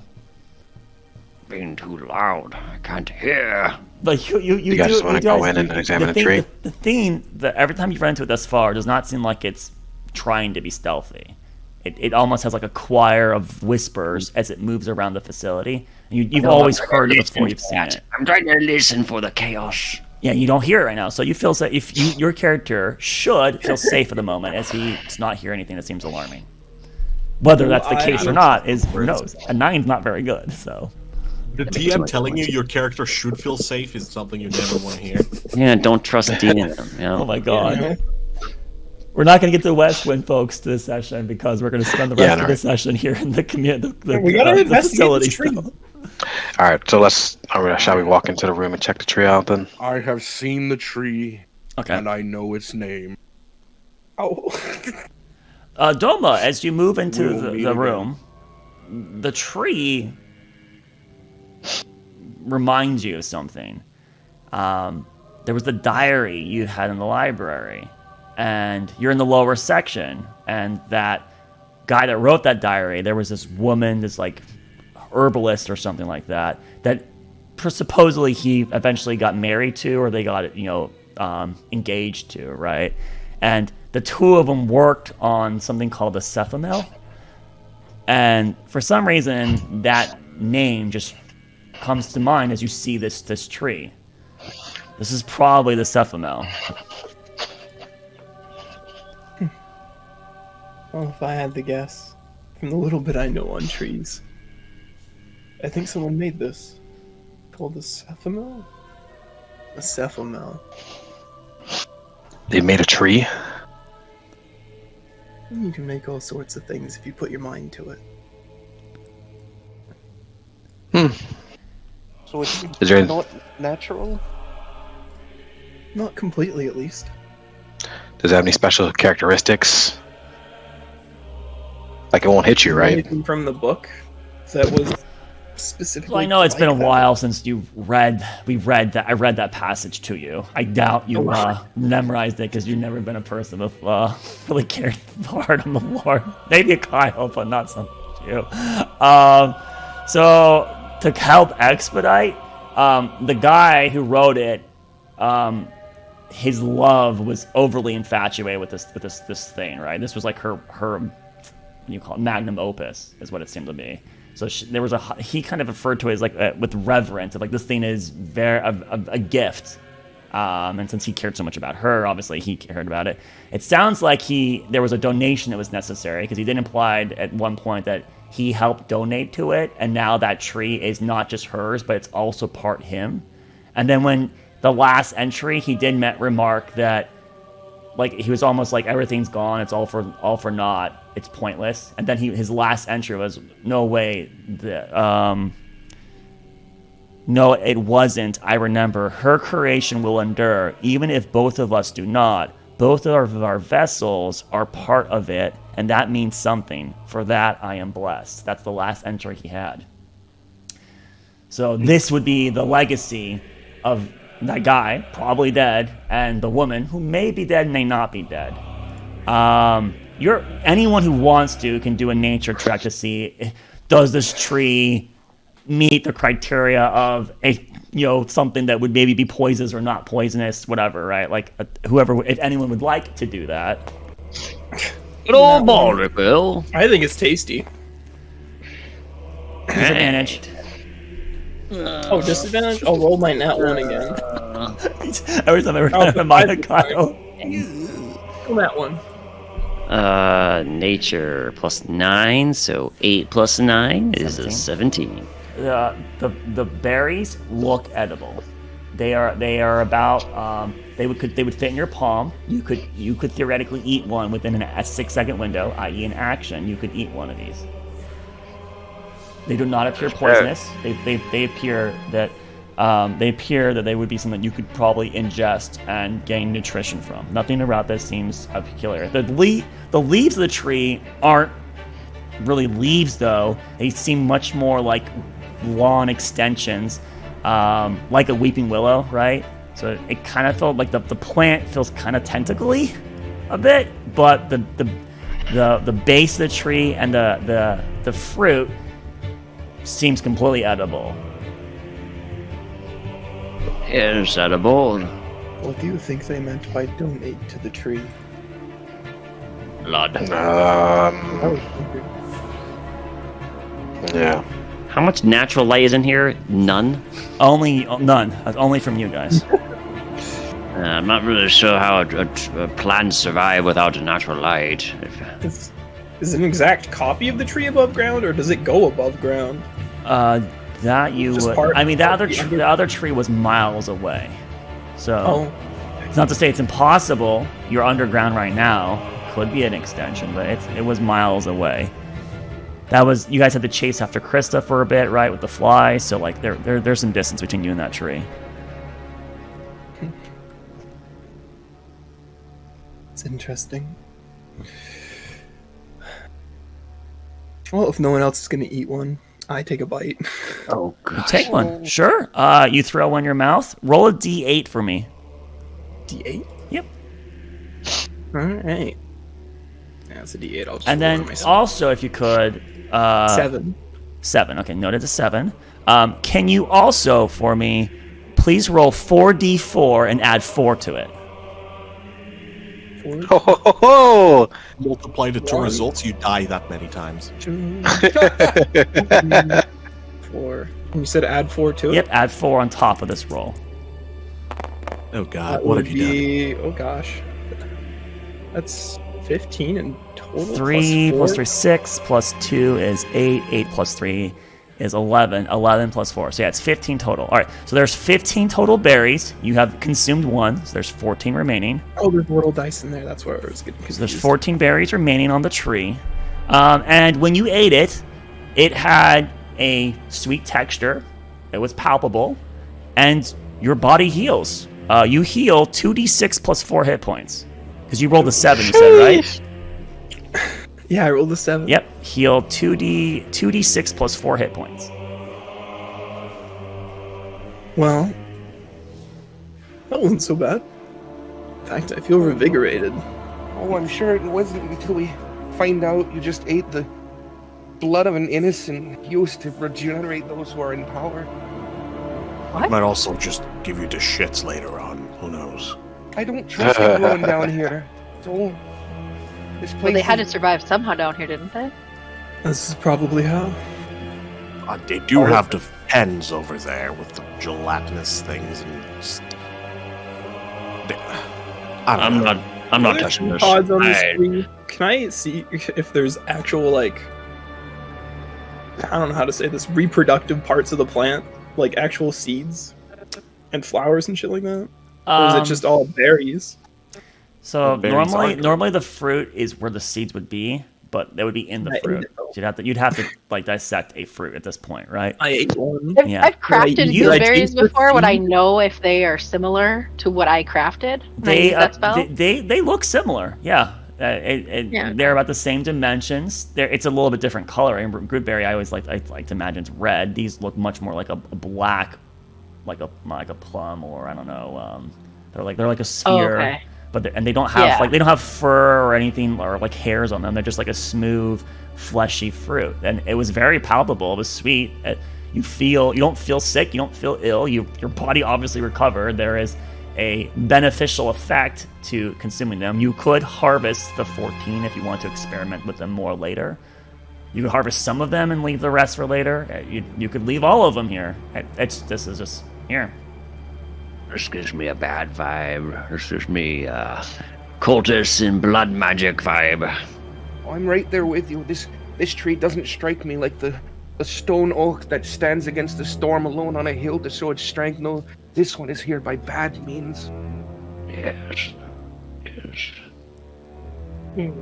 Well, Or it if could it's just be here a by tree. bad means, we can repurpose it for something good. There's no sun. My divine sense. Is this tree evil? Well, No consecrated, There's- desecrated, no celestial fiend or undead. As far as I can tell, this tree's not very evil. It does look like alien, right? Like the tentacle like protrusions coming out the top of it. Baldric made a good point about like the light. That there's no natural light in here, so it's obviously an abnormal type of existence, but fruit seemed edible, and there was an 100% positive. You got a positive effect. A Velma's the only one that read very that. positive effect, actually. So, I'm Red gonna one. take a couple. okay. So of the 14, if you are, we need to know so that way there's no one over budgets them. If you're going to take a fruit, it would be called a cephamel fruit, is what it would be called. So I'm just gonna dump this here in chat for you. So it's called that's what it is, a cephamel fruit. And you would want to record how many, and we would want to know how many you're looting, so that way we don't have more than what the 14 remaining. So how many do you want to take? Kat? Evelyn's taking 2. Okay, 2. Evelyn's 2. 2. So there's 12 remaining. Does anyone else want some fruit? I'm taking 2. All right. Roderick will take 2. Okay, so there's Ugh. 8 remaining. Louis that, shaking his no. head. He's not touching him. He's looked at this tree. He knows its face, but he does not touch this tree. Potato, you're muted. Yes. He said he. What? I definitely not taking any. Is a call going to take any? I called probably fucking would, wouldn't he? He's gonna take like 3. 3. Okay. Not eat, just take in his inventory. All right. So then, please add 3 cephamel fruits to a call's inventory, and then there's only 5 left. I can make a call, try it one. I guess I should make an amendment. To consume the fruit on your own, Demi, it actually was a... No, it's like Goodberry. Yeah, it's an action. It's an action to consume it. And, wait, actually, I think I made it a bonus action for yourself. 1 second. No, eating a fruit is a bonus action. Sorry, you ate it faster than an action. But to administer it to a different creature is an action. So if you force fed it down Baldric right now, you would have cost you an action. The big berry. So, Eat it. So yeah, cephamel fruit. Eating it would take a bonus action for yourself, but forcing it down someone else is an action, and then you yeah. Isn't Baldric invisible right now? He is, yes. So I can't force feed him. Nope. You could find Alright, him shall and we then wrestle continue, him to the guys? ground. I'm sorry, what did you say, Thorak? What were you just murmuring over there? Oh no, it's just trees and stuff. Don't worry about it. Trees and stuff. Anyways, should we get going? I want to let's get out of go. here. Trees seems bad. Bad voodoo. Which direction? Back the way we came from? Well, let's check the other room. snap. I've memorized the entire place as a map. I know exactly the way to the exit if you want to If the thing leave. patrols, though, maybe it's there where we just were. So maybe we should. Yeah, you could keep going this way, or you could turn around, and you guys do know there is a loop, so you could go. We will hear it if we're close to it. It's very loud and annoying. Pretty sure Kind of like those pings right now. the path I is... have a feeling Roderick wants to go that way. But I think the door where we gave the blood is that way. It is. If we go like straight out the meadows that way. Their stuff's not too bad. You see Krista literally eating. It's like the size of her almost, right? She's eating one of them. Oh, that's a And good her. point. Krista, do you know what this tree is? Krista seems suddenly more shining than she was previously. Oh. Oh. There's like a kind of like a fluid on her. Huh? Why? Ah, fine. How do you feel? I don't know. Weird. You're glowing. How many fruits are left on the ground? There are four fruits remaining in the room. Fine. Thorak's gonna pick up the You remaining said the ones. fruit grew out of the bark, right? All right, so Thorak grab the last 4 Stephanel fruits. Krista tries to You said that. And now the tree comes to life because You it's said the angry. fruit grew out of like the trunk of the tree. out of the That's what trunk you of the said, tree. right? Gross. What do you mean gross? Cashews. How is it? Not How is even it a- more gross than the Grow out of the branch? tree. Cashews. Is it cashews that grow out stuff? I'm thinking of right or not. I don't know if it's cashew. There's a Yeah. tree in Africa that has the fruit come out of the trunk. By the way, Kyle. Yeah, there's a couple. So I'm not saying that. Yeah, you're being very critical of those people that rely on those trees to survive. So You're being very mean to the tree. It's Anywho, so don't be- don't be Fruit judgy. belongs to on help branches. cement that concern. Don't be judgy. There's a good grape in that tree. So Krista tries to like Jabuti- wash like, Jabuti- in the little fountain that like water around the tree. She tries to like wash the fountain fluid off herself, and you guys would notice that she has a difficulty of interacting with the water, as if she has the water walk spell currently cast on her for an unknown period of time. She's trying to wash herself, but she can't. Yeah, well, she can pick up water, but it's like she's standing on it, and she can't like. It's hard for her to like put her body into the water right now. There's resistance. Do you need help, Krista? You look like one of those little bugs that skip across the water. Also, I'm just trying to narrate that she got the fact that she got was water walk is what she got. Okay. Love it. So you know 2 of the things they can do. They can heal you, and they can give you water walk. They can do other things too. Krista's holding out on us. Giant necrotic explosion. So Yep, rude. that's the one. When you know 1, it's gonna do 8d8 damage in a 30-foot radius explosion. Always centered on Roderick, regardless of where you are. They're always on Roderick. You just eat a fruit like other side of town. Roderick explodes. Yeah. And he'll survive, but then someone else decides to eat one too, and there's another explosion. Oh, God. Well, if you think about it, Roger can be the new Gale. Okay, so keep moving. Thorak's gonna go in the direction Roderick wanted to. So you want to go back into the room with The other room. All right, so you guys come over here and you move towards this direction. So this room is not terribly large. It's a square-shaped room. Now don't forget this is in a different altitude. That's higher up. So technically this room would be like dimension beneath it.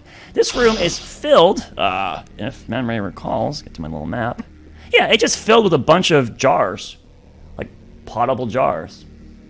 By the way, Lumi would be like all the way back here doing the John Travolta meme with like his hands up, like, "What are we doing?" He's like pointing at the exit, like, I can see it over. No, it's kind of dark. Just a bunch of jars in this room. Jars, yeah. Like glass jars, regular, normal glass jars. Larger in size, like the kind that Link shatters to get rupees. It's the jar. So it's not like a pickle jar. It's like Someone's- a jar. Someone start it's- rolling God. through them, going, "Yeah, Yeah, DDW loved going every time he attacked, so yeah, too bad he's not here to do it. I think a call would start smashing. No, I don't think it would. Alright, look into one Let's of get outta these here. jars. Is there anything in them? No, the jar appears to be empty. You can tell that at one point in time, a fluid was in it, but it looks like that jar has the fluid got out. It wasn't sealed perfectly, or it was consumed. And there's just evidence that at one time there was a fluid in the jar you're looking at. Oh, this was a storage room. Nothing too interesting here. Yeah. Ready to go. Yep. Unless they're magical jars. Ooh. As he's walking outside. I mean, there's only one of us that can chuck. Okay, Is there anything weird? Are any jars like labeled, or did you go in that room while you're invisible? Sure, why not? Yeah. Okay. Boom. Make an investigation check at disadvantage because you are based on. Oh, it's investigation, not perception. Yeah, because you're trying to, and it's Does disadvantage. Don't forget disadvantage. I did it. 3. Does anything seem ajar over here? Get the hell out of here. 9. I got a 12 investigation. 12. Did you just kick him? No, I didn't kick anyone. No. Oh. Did you just? I'm sorry. I kicked potato for a bad pun. Someone did leave it. I would have given negative inspiration is what I've done. Anyway. Oh god, that's terrible. So what'd you roll again? I'm sorry, Kyle. A 12. None of them seem to stand out. No, they all seem to be very similar in make, made roughly at the same time. They seem to be kind of like clay or clay pottery. Alright, let's go. All right, so you guys go back into the fountain room. Which direction do you want to go? Straight towards the tree again, or turn around and go through the? I thought you meant this way. This room. So you want to go straight to the tree room again? If Baldric was not invisible, I feel like he would be pointing right now, but since he is invisible, we can't tell. He will have to speak up.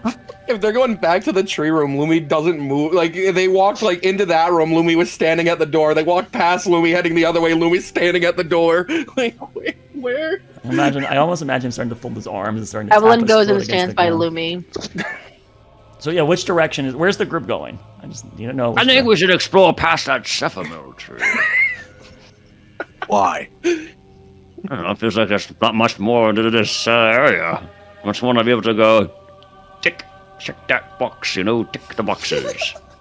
Well, I guess if we come back, we make sure that there's gonna be no I want to find that thing. prizes. Prove its curse on it. That's what I really want to do.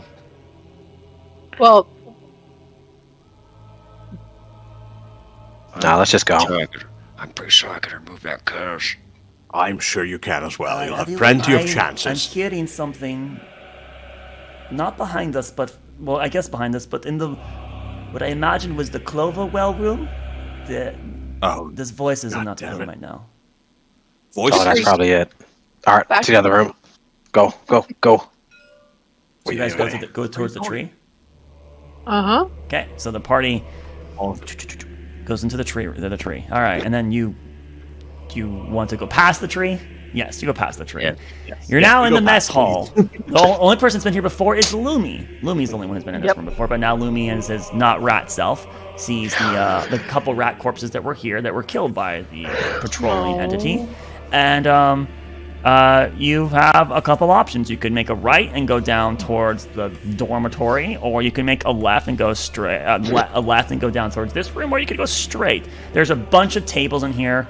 There are no Nope, actually there would be. There are a couple of the tables actually have plates on them, but the food seems to have been all scavenged off of it. A couple plates seem to have fallen to the ground and shattered. There are no remains of a humanoid creature, but there is shattered culinary. So, now we're running away from it?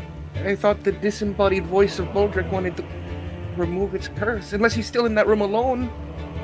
Come here, you son of a bitch. Everyone else. I honestly don't know what we're doing. Everybody's just moving on their own. Let's go towards this way, but there's no direction. You guys do your note by notes. Baldric. It'd be easier to follow if you weren't invisible. This way. Oh, it must have been the wind. Let's just keep going. I follow his voice. Yes, over here. Which direction is that, Baldric? Down? Alright, so the party heads down. Okay, so what you find in this room is it's I think it's bullet shaped, right? Yeah, it's kind of like a bell shaped room. The hallway goes down a little bit and then it curves out and it has a flat wall, then a curve over here. and you see what appear to be several large, like, almost brick, but it's clearly not brick, but it's like a stone-like brick, chimneys in this space. And there appears to be, in one area of the room, there's a bunch of logs piled up. And these chimneys have, like, grills over the top of them. And you quickly surmise, not hard for any of you, this is a place where they would cook a large amount of food if necessary. Looking up, is there ventilation? Yep. The chimneys actually go into the roof, and they continue up into the soil above you. But yeah. I turn into a spider and leave these guys forever. No, I'm not doing it. I won't. Wow. Wow. It's actually make like a tree and leaf. Is that what you're doing? A spell of destroy smoke. So there are a couple like stone cabinets that are like with cooking equipment, a variety of like pots and other pans and like cutlery that exist in this space. This is clearly the kitchen.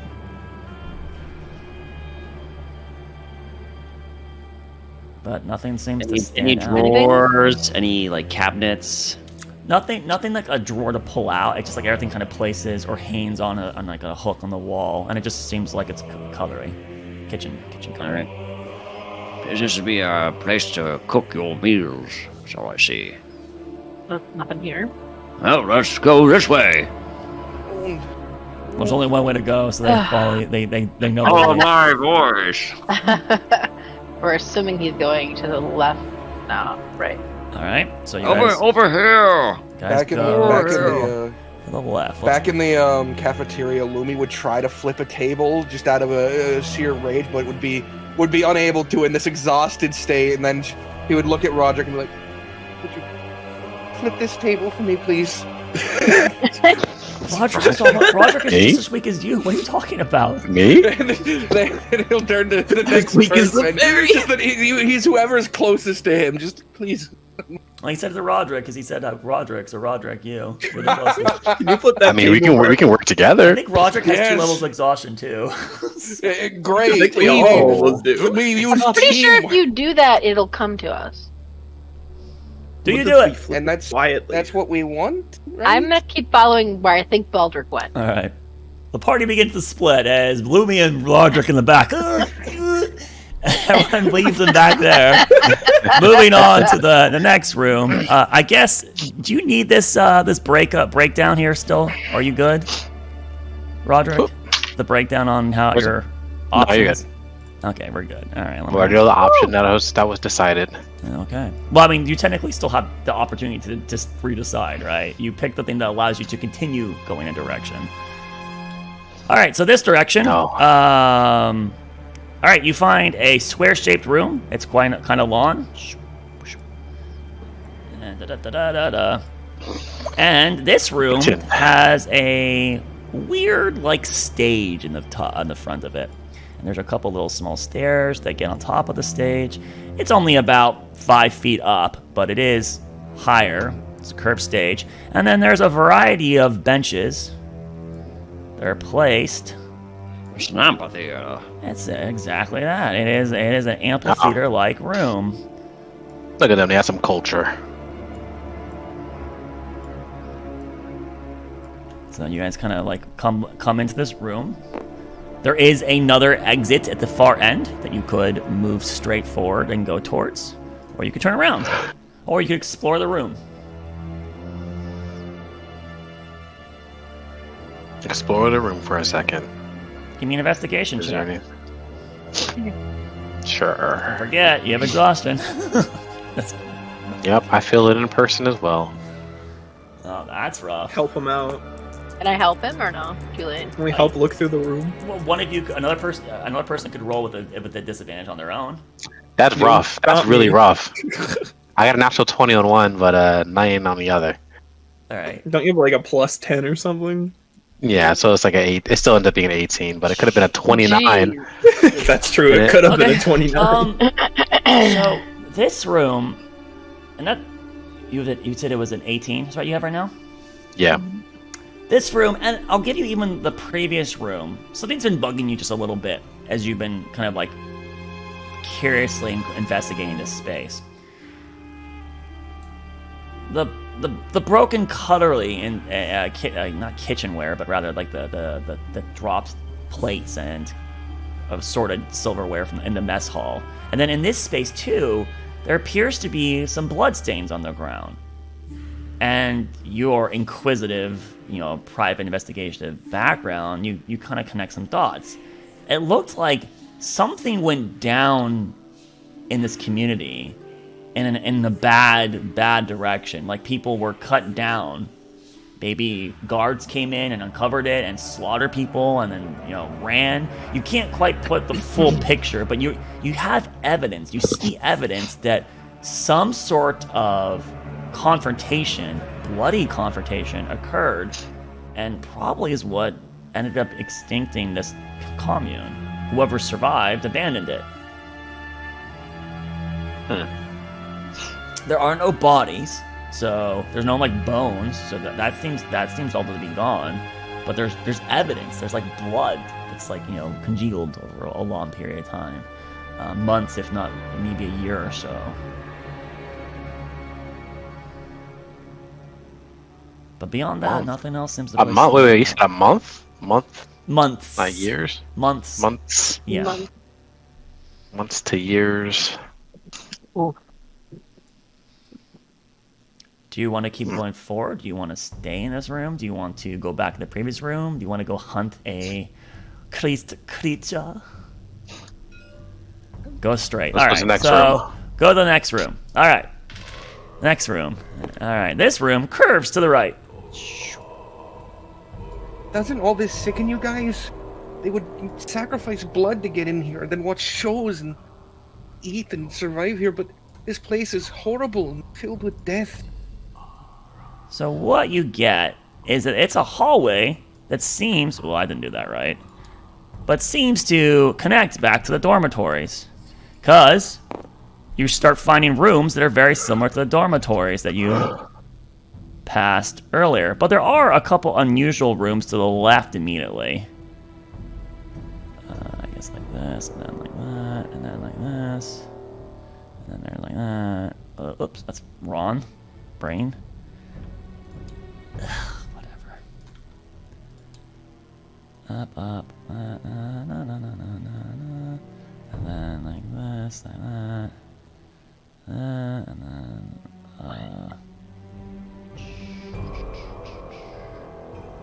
Okay, so these rooms don't have the same dimensions, and these rooms actually have doors. Unlike the other rooms, the dormitory rooms, which you can see to the right, appears to connect down to that hallway again.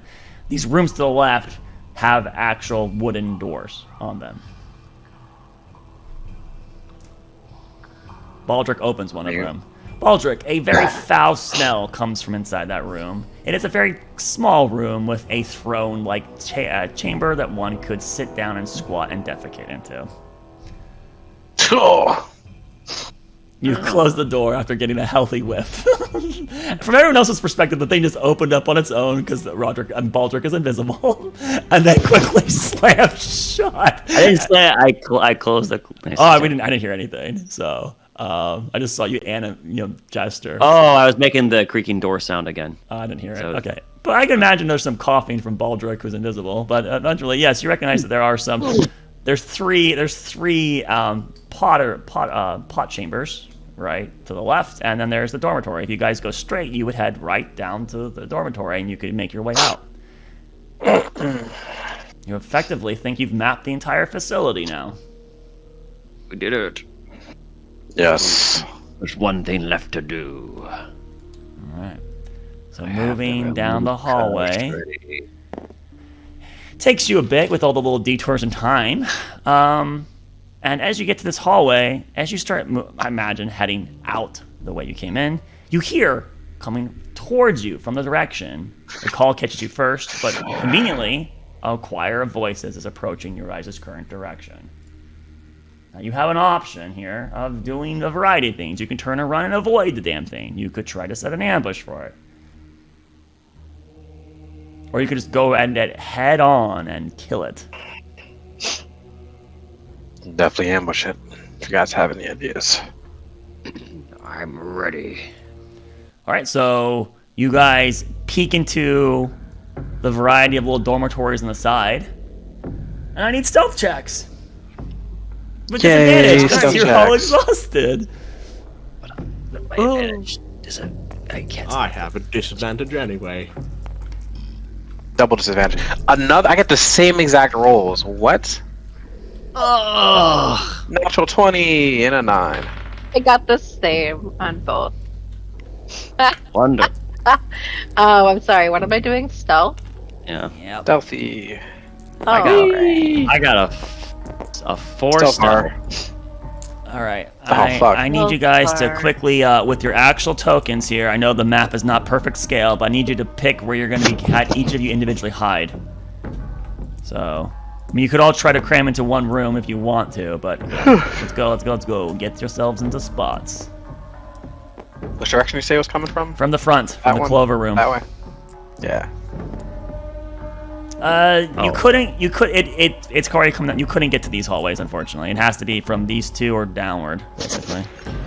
So that means that some people, if you're going to be in a cubby, you'll have to bunker up or hide down the hallway and further back.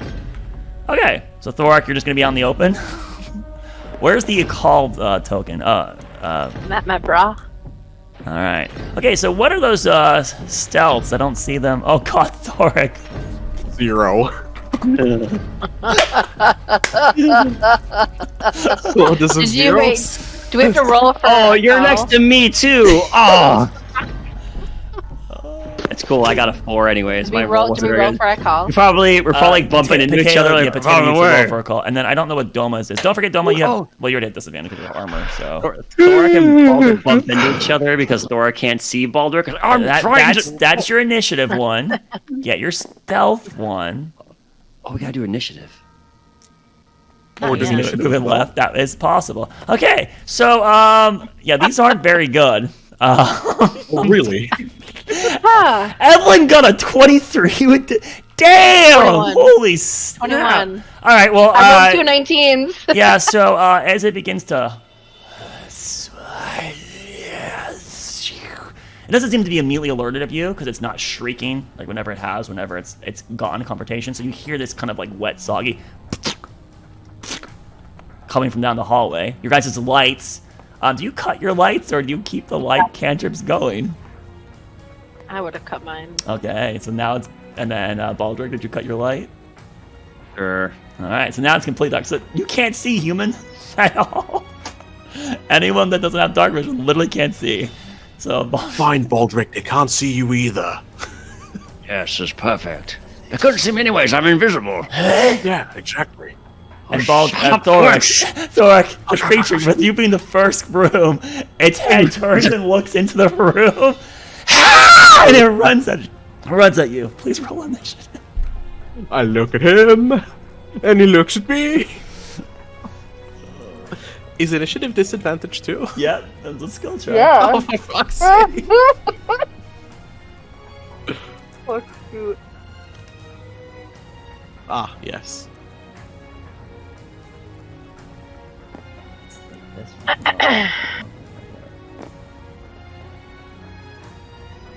Should we just all roll initiative? Is that what you said? Yeah, everyone can roll initiative, please.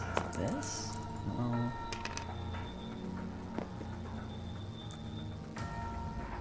Huh, did I not make a playlist here?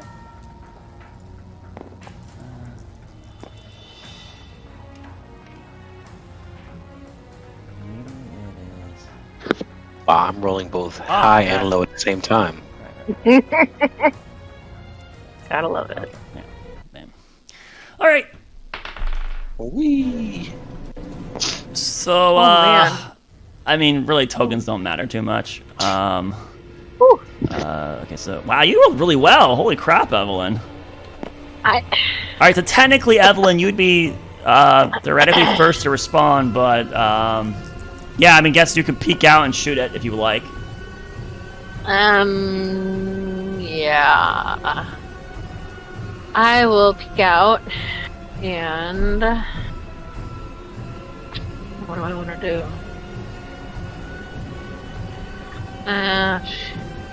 It doesn't matter how small the room is, you cast Fireball. Nope. I'm gonna cast Hold Monster. I will give you the following. It is very hard to see it. Even with dark vision, it's far enough away. The environment's considered dim light. There is a penalty to you currently, based on the light. Oh, okay. Just you have you're one of the few people that could do something about that. So I'll grace you with that instead of just ambushing you with going, you missed, right? You're aware that there is a very low light quality right now.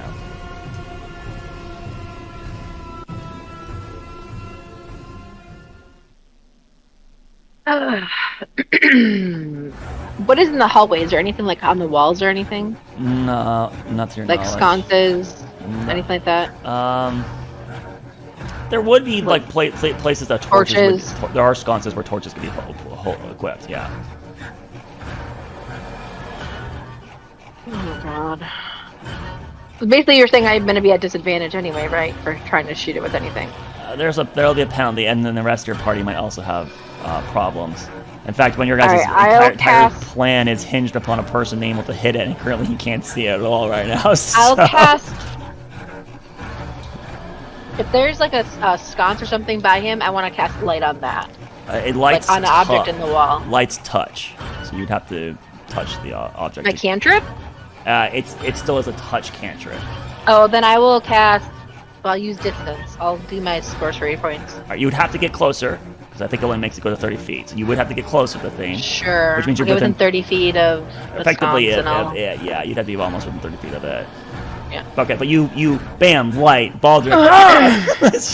As light affairs, one of the people that can't see in the environment. Lumi technically now knows there's light bouncing down the hallway, and even though you're hiding in your little cubby, you can see. And then I'll move back with whatever movement I have left. I mean, this is not to scale. You're kind of the position. All right, great. It's now its turn. Yeah, I'm just gonna go in and try to hit my boy Thorak. Oh shit! I think it sees me. Okay, that's actually pretty good. How do you think it's? That's a 21 to hit you. Yeah, I'm gonna cast shield just to spike you. All right. Also, wait, hold on. Did it roll disadvantage? Yes, it did. Oh, yeah, fuck it, shield.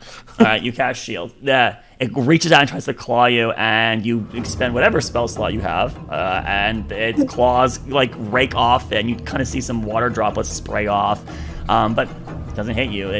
It seems very irritated with you right now, and it doesn't seem to be too concerned about Evelyn at the moment. It is in the room with you, so technically Evelyn's lost on its side of it right now. Baldric, get it now! All right, its turn ends. Get it now! I think Akal probably has higher dex than Baldric, so Akal can go. Akal is a number 5. I guess he's just gonna pile in, I guess. Hit the thing. Alright, so he has to basically dash, unfortunately, based on the distance to get to that space and time. That's okay. He's very fast. He can use his tabaxi, sprinty, go fast. Okay. So he'll do that, and he will use his special knife. Okay, he swings out at it. Attacks. Alright, and that's a 28 and a 14. I got to find its stats real quick. Okay, 28. 28 does hit. Hell yeah, and it's dark in here, right? 14. Nope, there is now dim light from the outside, the sconce. That was. you'd have to roll a disadvantage then because he couldn't see it. Oof. Well, actually, I guess anywho, regardless, a 14 does miss though, so he only lands one hit. 1d8 plus a d6, and yeah, it doesn't have resistance to necrotic, so it does do the full damage. Plus 7, that's 20 damage. All right. Okay. And then for your blows. All right, he spends a key. He can do 2 more punches. 8. Oh my god. 29 and a 16. A 16 misses. The 29 hits. He had 20 damage with 1 hit. Oh my god. 29 can punch a god. Holy fuck. He max rolled basically. Jeez, one short of a max roll on the insane. first hit. Insanely good, man. And then this one is just unarmed, right? 1d8 plus 1d8. 5. Damn, again. 12. 12. Holy fuck. Just 2 hits, 32 damage. Oh god, I really need to make things more dangerous for you guys. All right, his turn ends. Baldric, you're up. The creature does not appear to be bloody right now. I'm gonna try to down there, Lars. reach out and remove curse it. Level 4. Okay. Oh shit! You need to make a melee spell attack because it doesn't want you to do this. I get an advantage, because I'm stealth, right? And there is dim light though for you, unfortunately. But yeah, all right, go ahead. You can try. I can't see. You can see it vaguely. 12 plus my plus 9. Is that what I am? Yeah, plus 9 spells. So that'd be 21 to hit. I mean, what? Fine. Fine. I mean, I gave it 2 extra AC, which made it had about 20 AC, but you still hit. Damn it. All right, so Barely made it. With that, yeah, you touch it, cast remove curse, and it immediately just becomes fluid on the ground. Oh shit, it's everywhere. Shit! Did it work? Well, okay, now Baldric's visible again because I cast a spell. Yep. And there's that moment as everyone else kind of like, peeks out of their cubby like, I'm coming, and then it's already over. Did it work? As you guys kind of like stare in the room, the water's not moving. It's just fluid on the ground. Don't worry, And we have to check the big pool to make sure they're not reforming. Let's hope you didn't. All right, so as a group, you guys to the clover room. You ignore this liminal space eeriness. You go into the water fountain room. You wait a couple minutes because you know that it took longer than a minute the second time to regenerate itself. So you wait a couple minutes. Nothing comes. Your appetites are satiated. You think you've conquered the far bridge. Yes, you've done it. I cracked the code. I'm a genius. Good stuff. Well done, Baldric. I'm sure Farnsworth would be jealous. Yes, you cracked the code. It wasn't, the like. Oh, it was all my ingenuity. Yes. All right. Did it. So you guys begin to leave, I assume, finally. So that's a cluster. Clock. Unless you want to explore more, but whatever. You get into the poison ritual blood / earth / mana room inland mind room. You get to the hallway. You could turn left and go to the chair, or you could go straight. Do you want to go to the chair, or do you want to go straight? We need the chair. Definitely want to go sit in the chair. I'm pushing someone now. I'm trying to push someone out, but my legs are just scraping across the floor because I'm nowhere near big enough or strong enough. You guys go by the chair. It's just there. Nothing special. You go over here. You could go down the DM is out of patience. Get out of here. Get out of here. Yeah, I'm done. I'm done with this. I break the chair before I leave. It's the equivalent of that lawn cane that comes onto like a stage when someone's on cylinders yanking you off the side of the Pulls you off. Yep. All right, but you could, if you wanted to, explore the other cells you didn't go to, or you could, I don't know, come out to here. Maybe we go back into the chair room and then I can sit down. And all right, so you go down.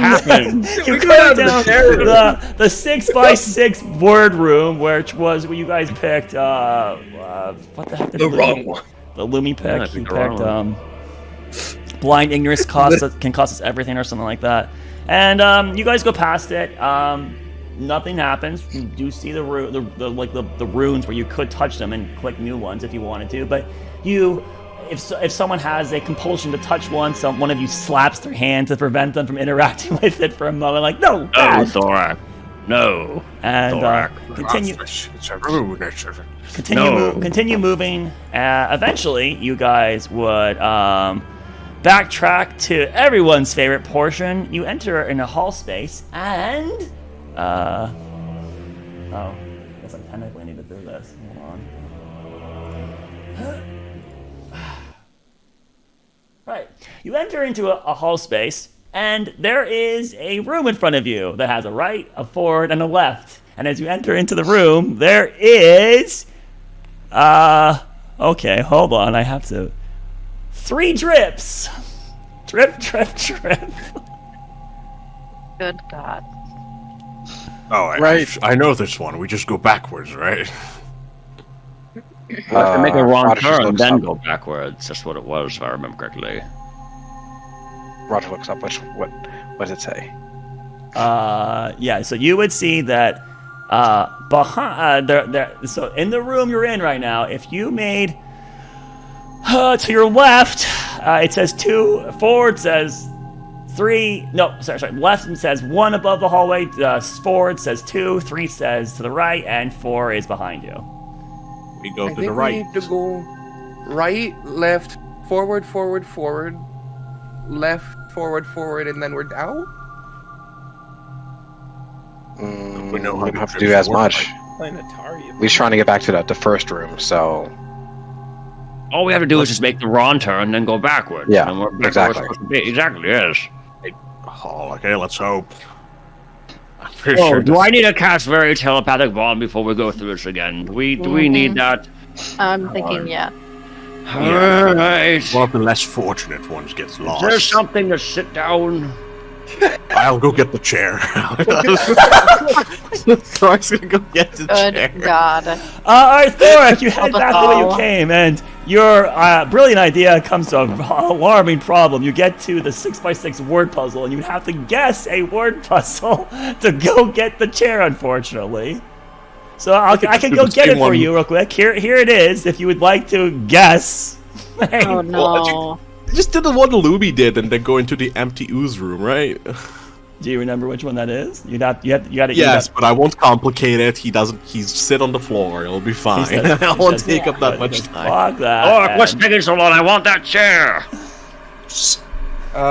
Hearing Boldrick demand a chair, I turn into a let's- black bear and just walk under him so he can sit down on a black So, bear. Actually, it's a little bit different than that. So there's a little bit of change before that happens. This might change Lumi's intention. Sorry, Thorik, when you go back the way you came, Thorik, you suddenly disappear from everyone's view. Actually, that happens. And you're in a new room.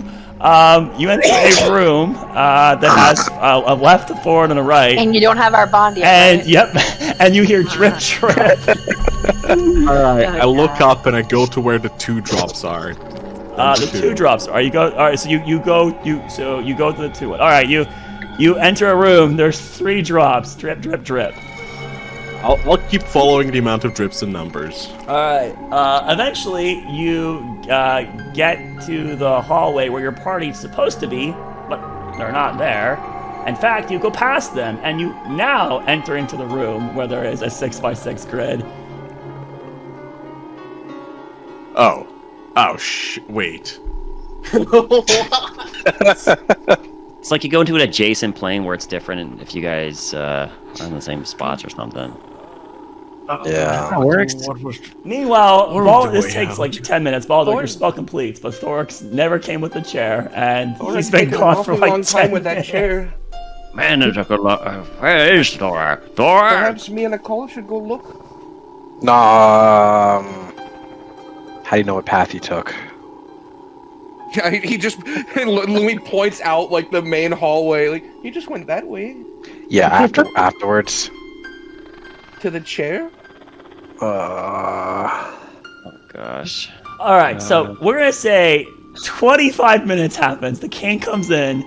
Some scuffling occurs. Eventually, you guys regroup with Thorak. I'm sure in a moment he was really stressing and sweating bullets, but you guys eventually regroup with him, and you manage the to chair get with out of the drip room. It was not meant Do to I have the happen, chair? but we're gonna just yank you through it a little bit. So Yeah, yeah. another half an hour lost inside the facility. You guys are eventually. All right. There's not much left. You get to a long hallway. The long hallway eventually has natural light coming into it, but the natural light is very dim. Natural light. You feel a breeze coming in. And pushing forward with your light cantrips, you guys eventually get back to the surface. You kind of climb your heads out like little prairie dogs, and you get a nice breath of fresh air, and it's cold and cool, and there's a starry sky in the sky above you. You guys have spent so long and down below that night has come. You are in that sunken bowl space that probably was once the start of a mine operation and then was abandoned thousands, if not hundreds of years, thousands, if not hundreds of years ago. Or I should say hundreds, if not thousands of years ago. But you're here. Lumi's gonna pick up one of the whistling stones once everyone is out and just put it off to the side to see if the door closes.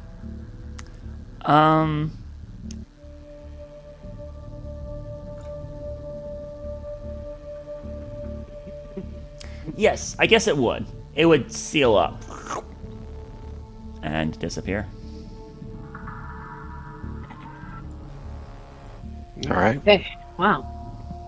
Should we keep this? He's holding the stone. Nah, keep it nearby. We have to come back.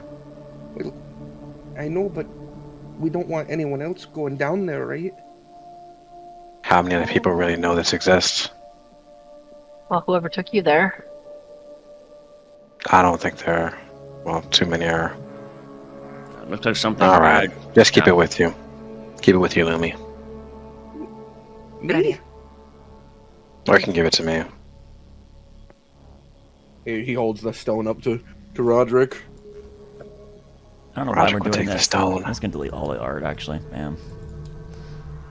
All right, let me add one whistling. What? No. Whistling stone. Whistling stone. Oof. Yeah, I guess I would not call it Whistling Stone. I would call it Humming just so stone. that you could be like, what the hell is this, Laris? I'd be like, oh yeah, that. So I would call it Far Bridge Entrance Stone is what I'd call it. That seems very Far Bridge blunt, Keystone. but I'll remember Stone it when you Whistling. give me a name like that. The Far Bridge Entrance Stone. I'll remember that. Farbridge whistling entrance I stone. don't Okay. have to main whistling. We'll remember that. But whatever. Sure. If you want to add it in, be my guest. Okay. Farbridge Baldrick, entrance you swear whistling stone. at the corner of your vision, Baldrick, you see a cane starting to reach its way through the forest line towards Oh, your God. group. The hell is that over there? So you guys, it's night. You could set up camp here, right? You guys are beat, exhausted, tired. There is. It's weird. The temperature's dropped quite a bit. Those of you that aren't familiar with the western states or the coast would not be aware that there is a breeze that comes in from the northwest occasionally, and if it doesn't get pushed off by the typical east to west wind from the center of Windheim, sometimes they kind of clap into each other, and then they'll bend. And the one from the north has got much colder air, and it seems like you guys are getting that cold front right now. Temperature's dropped quite a bit.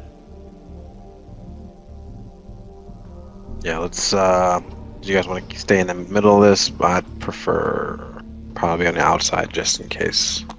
But it's up to you guys. I mean, we're kind of like an open field after this, right? Like the bowl is like in the middle of an open field, basically. Yeah. There's like no other. We're in the middle of a bowl. They have high Call ground. alarmingly goes, I'm going to check on the horses, and he scampers off, looking for your guys' animals that you just left grazing. So while he's doing that, you have it. Yeah, it's an open bowl. You could camp here. You could get out of the bowl. The bowl is quite large. It's like 500 foot diameter, right? And it's not like super steep. It's like a compression in the ground, right? Do we get to the top of it at least? You think to camp? Yeah. Or Better just sight line. 30, 40 feet outside of it once we Yeah. once we get out of it. All right, so the group collectively follows kind of in the direction that Kala initially went, which is where your horses basically landed. And then after a little bit of trial and tribulation, more time spent, unfortunately. The horses are found. They are corralled back to you. None of them are missing. Vortex is still alive. Hooray. No one died. Nothing attacked them. And you guys start busting out tents. I know Kala has a tent. Liam's tiny hut. Okay, Liam's tiny hut. For those that would like to have that safety net into it. Everybody huddles together. I'll huddle up. I can't use my tent inside your hut, though, can I? And you could. But it's gonna be warm in there, I think. It's gonna be just right. He's not gonna do it. I Every never, need I never to get to agree. use my tent, you know. And Evelyn You're just a repaired cat. it for me, and well, I mean, okay, fine. Put it in here. I don't care. And you know that you could not fit all of you and the tent, unfortunately. There'd be the dimensional. And we have like the entrance of the tent, like right inside of it. It would cut the tent in half or something. Oh, Okay, okay. please, let's No, not. we've had moments like this before, and Nicole just decided to put up the tent now. Yeah, he'll put up the tent, I'm Let's sure. just do that. Just do it by the hut, so like we're close, you know. All right, random tent out in the field. And next to a slightly opaque random colored bubble that I'm sure Baldric attempts to make it look like the terrain to the best of his ability, at least close to the hue. All right, so 10 minutes go by. Liam and Sunny has cast, and everyone is given the option to enter inside the tent. Shifts are encouraged to be had if you guys would like to establish shifts, or you could all just say fuck it and go to sleep. That's Baldric's idea. I'm just going to sleep here. I'm sure you'll all figure out some sort of watch. I'm sure you'll figure it out. Good night. I'll take first watch. First? What? Okay, fine. I'll get third then, because you take 2, right? Mm-hmm. I'll take third, Doma take 4th. Done. Good night. All right, so people Sure. people separate off and go to their respective games. There's an opportunity for conversation. There's opportunity for private conversations, but you don't have to monopolize upon that. Is there anything anyone would like to do now that you've left the facility? Initially, you guys wanted to talk about things when you got to the surface, but you could just go, Yeah. we're so tired, we can talk about it tomorrow.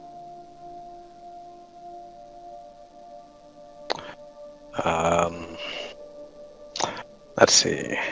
Well, Roger would take out the crystal and just kind of look it over in his hand again. Yeah, so what is this thing? What So, happened?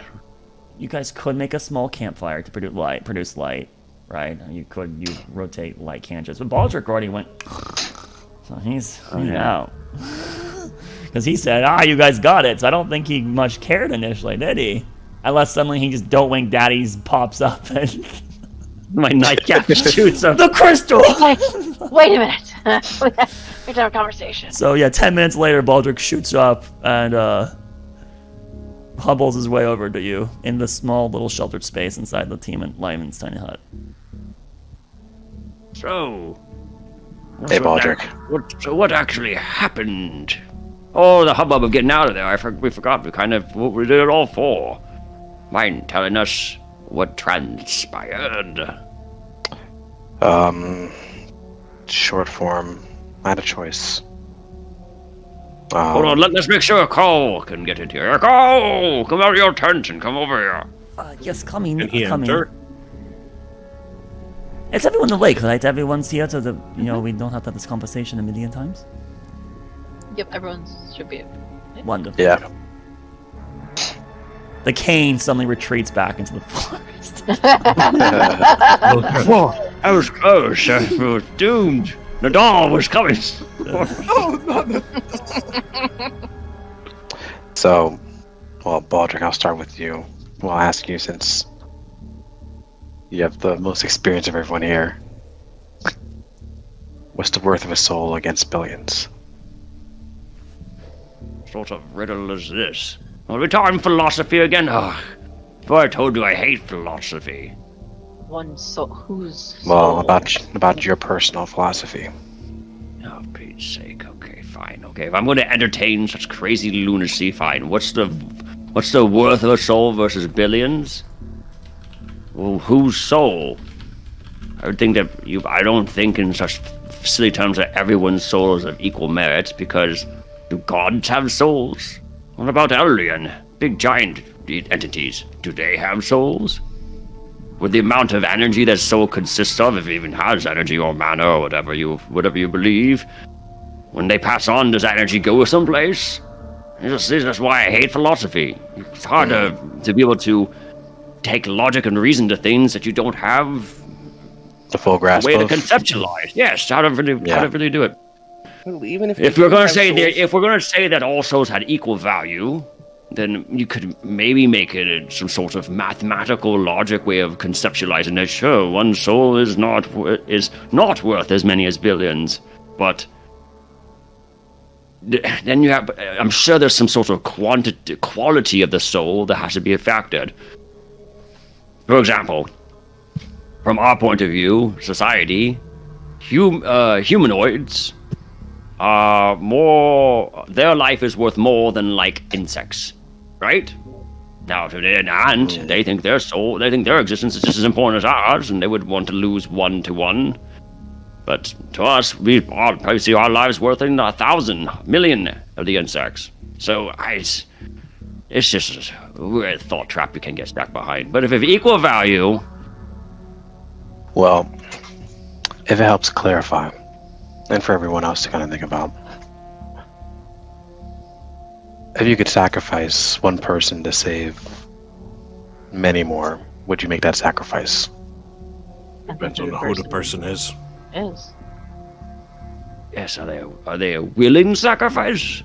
Are they unbeknownst, unaware that you're going to have to sacrifice them? Is it an Is innocent there some soul? sort of injustice that's being done? Have they accepted their fate? Are they agree with you? Are they compliant with it? How old What are if they? What if the soul could be your own? Would be your own?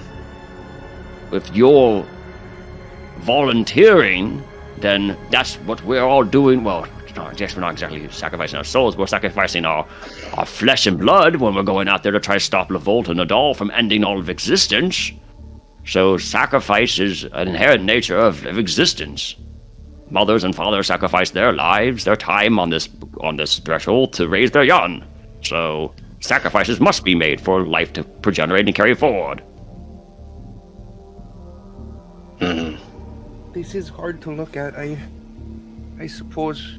So Yeah. maybe we should ask it a different way. Anyone here, if you knew that your one soul was what it would take to sacrifice to save billions, would you be okay with your soul being sacrificed? But what does sacrifice mean? What Sent it to is. the devils and the hells? It doesn't matter. Obliteration? Just in general. What if it's? No. Still be the same. They say it's all the same at that point. Is Wow. it though? I Hells fucking would be at that eternal point, torment. Obliteration is nothingness. The answer would But at the end of the day, it's your soul. They sacrifice to save the billions that are here and the billions to come. Is that the price? Your soul for someone else, or to save everyone else?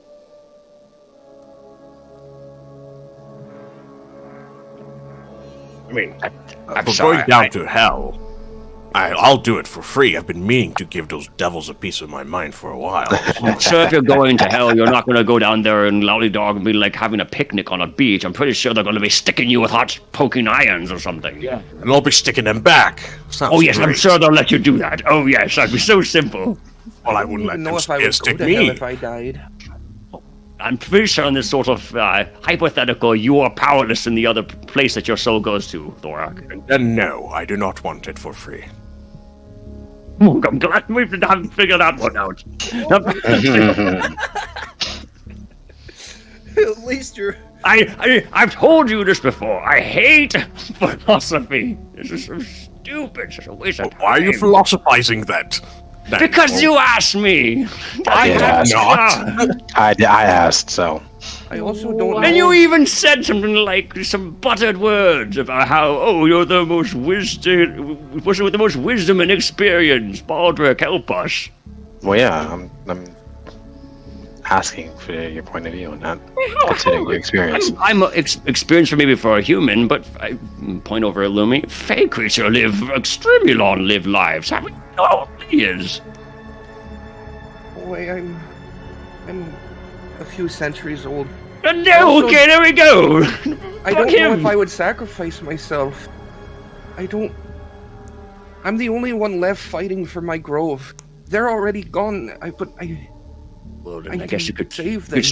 You could manipulate the question to this. Would you sacrifice yourself to save your grove?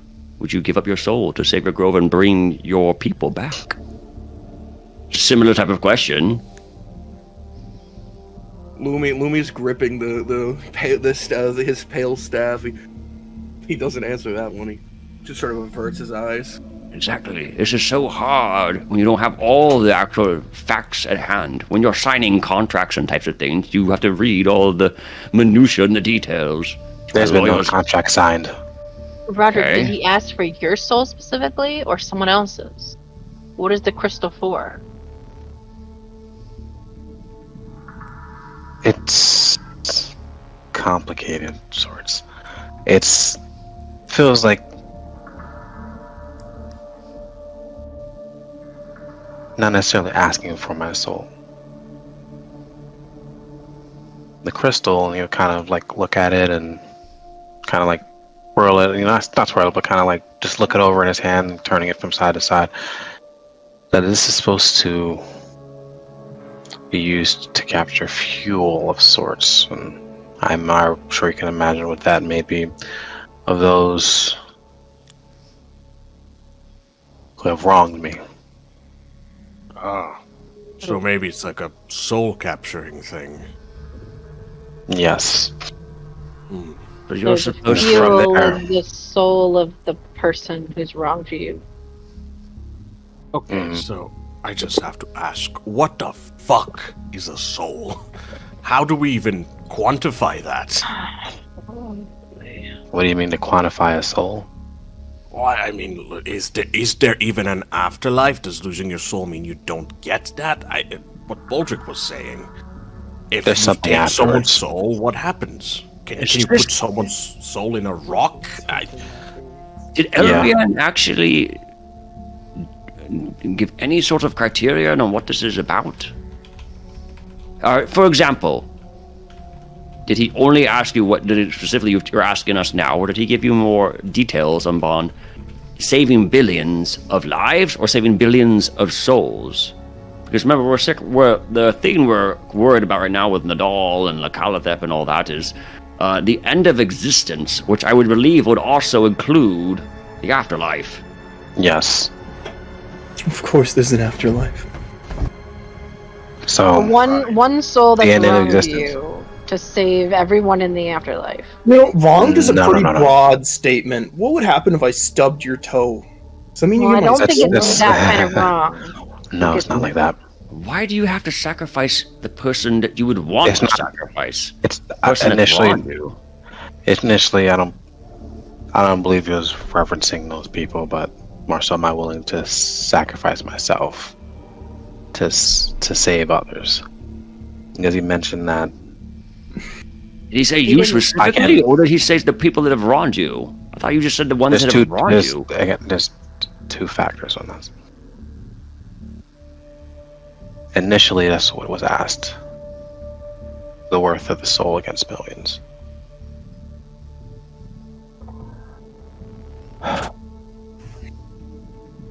And from discussion, if I chose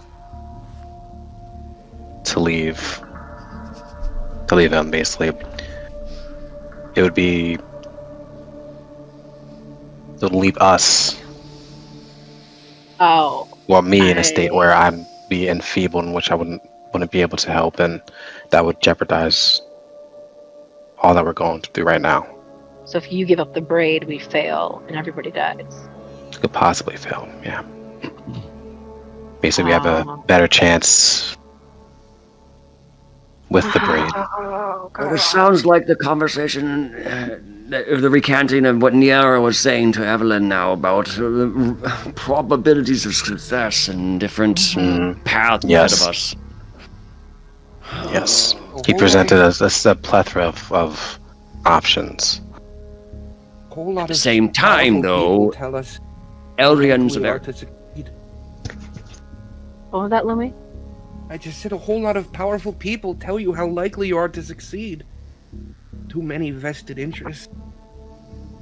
And there the is fact that the bias. interests, the fact that the interests align should tell us something. No, it's obviously very important if something such as Elrian and something such as my mother would have anything in common. That must mean something. No. Yes, but no, we don't really know what Roderick is really sacrificing, particularly For all we know, Elvian is doing some sort of, oh, I'm really your ally, but I'm really not, type of lon con or something. For right now.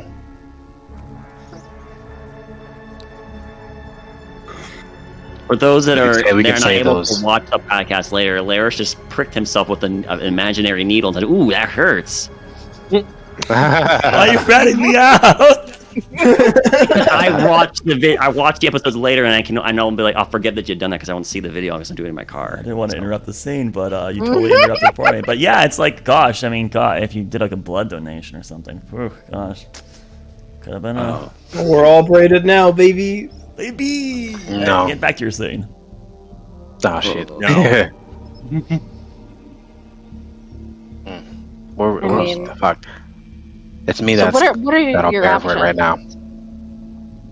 I already made most of it, So so you already made a the main- decision. to an extent. Okay. Well, so then what are you asking us for then? You're asking us just so we can empathize with the decision that you've made? Or are you... Because it almost felt like you were saying, help me puzzle this one out. Not necessarily. I'm just musing over it because you must I'm have sure you made... guys- My mind immediately goes to you making a decision that is not favorable then. And that you are then bring this to our attention for us to postulate so that we can empathize with the decision you made and not hold it against you. Well, there's the stigma with that. He's gonna sacrifice anyone's soul, whether it's his or whoever's wronged him. That's there's still a weight of that, right? Oh, well, let's put it this way then. If we could sacrifice a soul, like Calathep's soul, to preserve all our lives, I'd do that. And Calathep means us harm, right? She wants to end existence. So, when you put it in that sense, maybe this person that's Ron Roderick is really, really evil for all of existence, and it'd be worth it. Did they tell you whose soul you had to collect specifically, Roderick? Whose soul you're sacrificing? Do you know who this person is? Well, Or is it ambiguous? Who's wronged you? I mean, you could say I've wronged you. Get that crystal away from me. we'll encounter them That's what I said. very soon. She's asleep right now. So Crystal. I said crystal. The one he's. the Get Krista, Crystal the- The away from crystal in me. his hand. Crystal's going to eat my soul. Well, I said that for all I know, you want to sacrifice me because I've wronged you. Get that crystal away from me. I gotcha. I thought Damn you were like, fires. Krista was looking at you. Oh no, I'd call her the wasp or something probably. Yeah. Get this Baldric. wasp away from me. You know. No. We will encounter them very soon, likely. So you know who you need to sacrifice. Would you tell us more about this them, please, so I know who the enemy is when we're in their midst, and I don't spill beans about us having crystals or other things needing to happen about them being sacrificed. You should probably just not tell people that stuff in general. Well, now you're making us all complacent and obliterating their soul. No, so I think we have a no. right to know what you're doing. To who? We've discussed it a little bit already. Those that have put me in that situation. I kind of figured that. The revenge thing all over again. Who are you trying to get revenge on again? The one that killed your father? There's Probably There's a- sacrificed him to Elrin, right? there's a slight laundry list. Not too long. Laundry list. that's- Do you want more that's- than one? That's something I've been tussling with for a while, whether it's really worth it or not. How much fuel do you need? Is it just one soul? Or is this some sort of exaggeration of you actually needing many of the people that have wronged you? You gotta catch them all.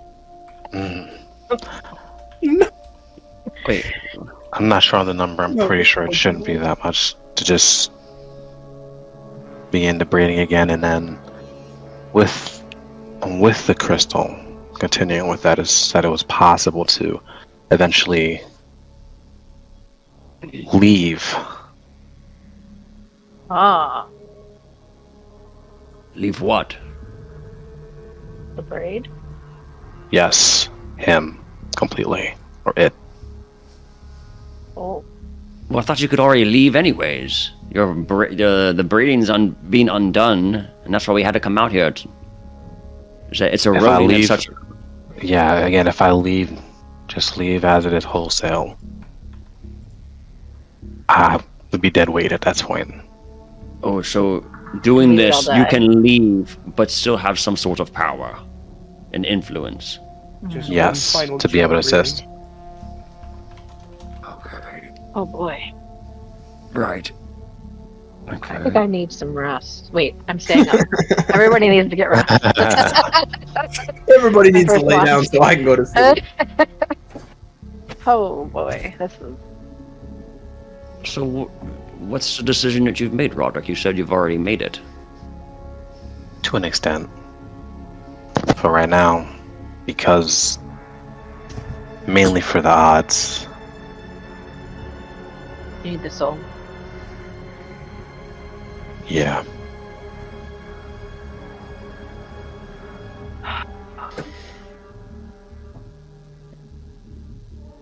Well, I don't know, partially deep down,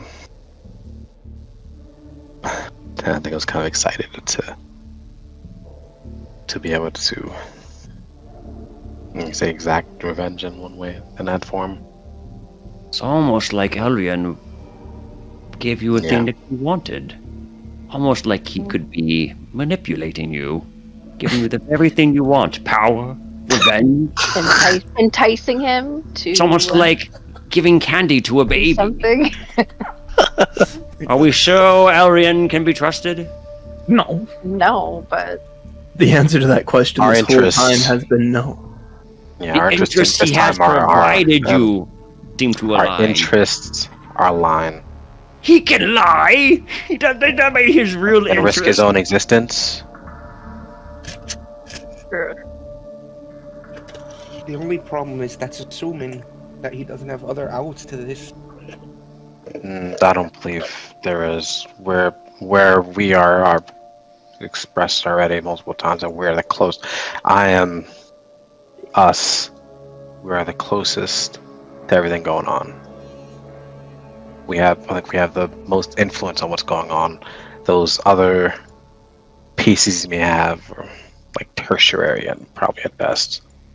But I know we're gonna. we can I know. look forward to their assistance in the future.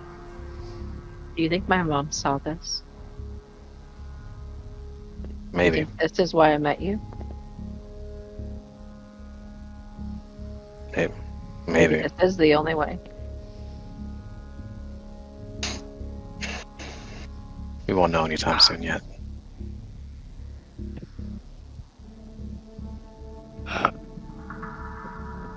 So how many people? You said a number. You said a few. So it's more than one. Yes. Is it a family? I think you mentioned an organization that had some shady dealings over in Westwind. Is we have to get all of this organization, or just like the key players? And the key players, I mean, there's a limit to the effects some people have. I wouldn't want to get, lower level people involved in that. Have you told us the name of this organization? I thought you were kind of oogie boogie before, and you were like, I don't want to mention it. We're out pretty much in the middle of nowhere now. What's the name of this organization? What's their sigil? What's their I did mention iconography? Did he? Did I? I don't remember. It's been. I think he did. Well, can you remind me what the name of the organization is then? Sure. Give me a second. That's alright. Give me a second, I gotta look at my history. And Right? my note. It's a chance for you to give us some of your backstory, man. Yeah. Yeah, he's reaching in his bag, looking for a paper to draw the symbol. Yeah, we never got a symbol. Wait, or did we? Or did we? It's too long. Which one are you talking Devilin. about? Oh gosh, there's more than one organization that's around them. Oh gosh. Oh god. Well, no, I'm starting to think we might not need mass soul genocide. Top 10 organizations you don't want to mess with. Number 1. Hands Act off with this. these I guys. think I enabled you guys enough with the information, so I think he can. Unless he's like help, I think I'll let him handle it. All right.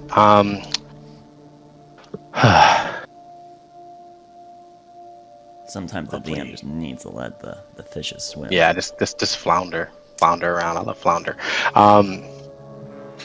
Don't eat flounder. He's adorable. He's delicious. yellow. Devlin, and what you'll see on the surface is Mer du Monde. Our flounder fish. What's that? Oh, what's that thing? He mentioned what two was- names. Mer- So like Wait, Baldrick's like cleaning out his ears if he like almost didn't hear what you said. Okay. The Mer du Monde we've seen on the road a few times already. Oh, those are the with the. They had the big wagon or whatever, right? That we Yes. saw go past us. Mm. Endomo? Mer du Monde. Man. Man, Mer. Dumont. Mayor Dumont. Is it Monde? M-O-N-D-E? Yes. Okay. Blah. I'm like one of the largest workforces in all the western states so far. We're not gonna have to hurt all of them, right? That's what I'm saying. The low level workers like that. That's not who we're dealing with. You And know, what was the other It's organization? more of the higher ups are involved with Devlin.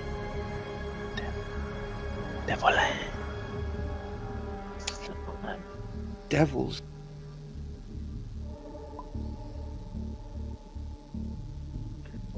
I think it's actually a hyphen between the O and the L. Yeah, I think I put it in the, wait, is that a Yeah, you- hyphen? No, it's the stuff there. Right? You put an It's a hyphen. apostrophe. It should be a hyphen. Yeah. I had as apostrophe the whole time. Nah, it should be. Whatever. It should be a hyphen. Sure. Dash Devo dash Len is what it should be.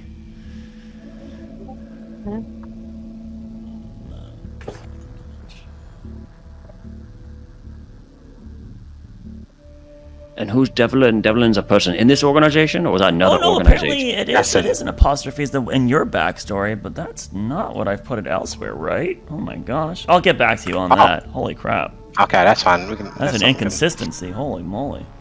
Sorry, I didn't quite catch that because Laris was chiming in. So was that an organization or was that a person? It's an organization.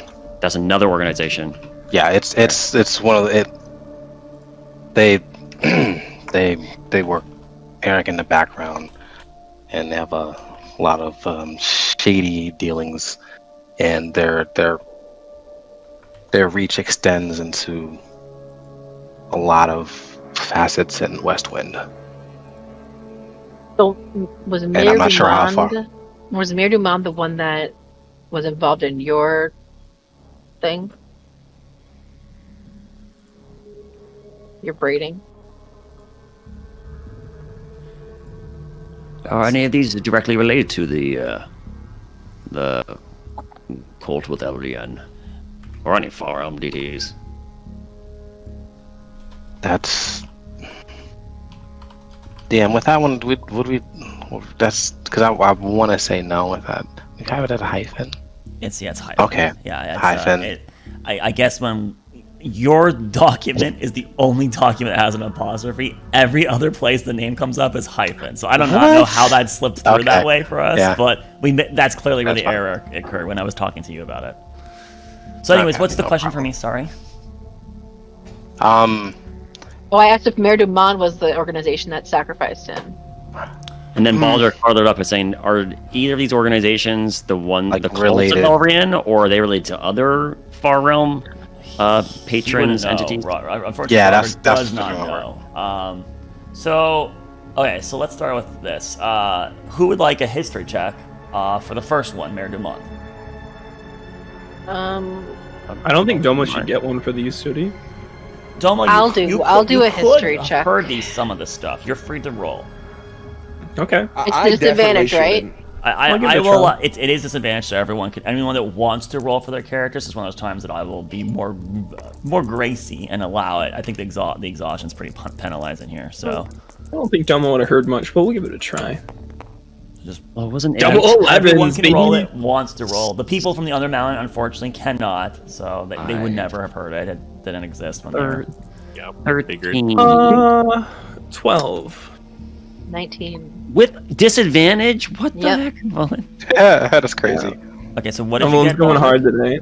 I got a 13. And then Roderick, you 16. okay. All right, so Roderick is. I mean, I should give Roderick advantage, but I mean, you're meeting the required term in first place. So, gosh, it actually makes really good sense. The two people that meet the requirement know about it. So Roderick being from there and then having the personal history, yes, they're an annoyance for you. But Evelyn's also heard of them because they are a very prolific, not terrific, Pain in the prolific. They're very endowed in society, especially in the Western states. So the name has definitely come by Evelyn. I did kind of comment about this a little bit in the past when it first came up, when we were walking past by the wagons. It is a logistics company. Their trade is moving cargo. It's what their trade happens to be. Their primary origin is more about coastal trade, specifically with the Elder Isles and Westwind, but it has expounded to Gaul and Westwind. So they are the biggest trading company for coastal trade. They're not so well ingrained on land side. There's a lot of smaller businesses that compete with them on that. The coast is a very dangerous form of travel. It's while not impossible, it is dangerous to move with ships over the Kildara Sea, especially if you were going to try to be really gambly and go in front of the Shattered Reach Bay, or in front of the Strait of Ruin over the Devil's Spine. Those are basically suicides, right? But you can't move through there to get to the other continents. But even just moving their Elder Isles, while it's not on the map, is roughly around here. And Westwind and them they do have ships going there, and you can go along the coast. But there's still risks involved with this. There's not many people that have boats. Boats are just not as well invested by any government or people. There are some. There are a couple independent groups that are pirates. There are pirates that exist, but it's nowhere near as prolific as you would expect. An actual ocean-based city. There's a lot less vessels because of the huge risk of just operating the vehicle over these very dangerous waters. Another question for you, Laris, real quick. Where are the Elder Isles? I thought they were next to Westwind. That's why it's a smaller. So I don't see them on the map. They're a considerable little jot over here. It's a multi-day journey by boat. Off map. Okay. Yeah, off map. Off map. I've never included them. A couple people have seen them but yeah, it's just no one's ever cared about I want to be from there, so they just kind of will nestle. It's 3 main islands. So yeah, it's One of my first characters there. I think. our little role play Sarah. At work, yep, yeah. on the Boeing Instant Messenger. That took Yep. place there. You ran into Relina in that little shindig. What the hell is Lena doing out there? Long ago. That was the first character she ever did before she was even committed to D&D. Anyhow, went on a sabbatical vacation. So, but yeah, the Elder Isles is a several-day journey that way, right? So it's a logistics company, right? And their main trade is they actually have a huge amount of capital invested into shipping, and so with boats being barred from the Elder Isles and Westwind, that's almost certainly screwing them super bad. Yeah, that's that company. They are rich. It's kind of it'd be the closest I guess you could claim for a single company to be the East India. What do you the trading company? The shipping tea company. Trading company. Yeah, it's they did a lot more than tea, but yeah. Yeah, but it's in this case, but they're not as big as that. But that's the kind of scope you should see. They're very wealthy or run logistics company that's based in Westwind. So that's them. And then if anyone wants to now, for Devil Len, I mean, you guys could, I guess it'd be more history checks for anyone that wants to try. Unfortunately, Undermount people can't roll on these either. Yep. about it. This is what you wouldn't know. Sorry. Nope, I don't know nothing. Be 2 less than And last Roderick, you do not get time. advantage on this. I rolled a nat 1 and a nat This 20. is a hidden organization, so it's not like any of you. None of you have the kind of background that would actually have a advantage in it, unfortunately. 8 total. All right, 8 total, 7 on Doma, 11 on Baldric, 11 on Baldric. and then what about Petite? 9.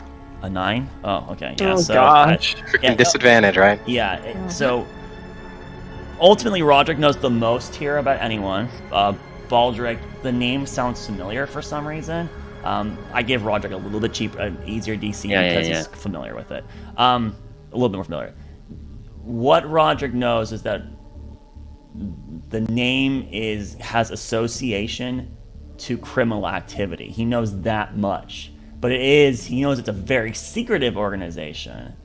But that's basically it. He does not know if they're bigger than their Dumont. He does not know how far-reaching this company or existence or whatever it could be like a small gang. It could be a very big syndicate. He does not know. He just knows that there is a criminal element associated to the name. Does that give everyone the foundation they're looking for on these two? Hopefully, without. Yeah, I think now that we kind of hammered it, that does sound the Mayor du Monde does. I think we have talked about them. Yeah, we saw the wagon. Yeah. I have Trompt and listed as one of. I think as a call, he would probably chime in. So, what is the connection then? Why do you think these two fiends are enemies of yours? Or is there a bridge between them? Yeah. So when I was still in Westwind, after the incident, I was still searching for information to free my stepfather in that sense. No, you got really quiet. And I did. Yep. Is better? Yes.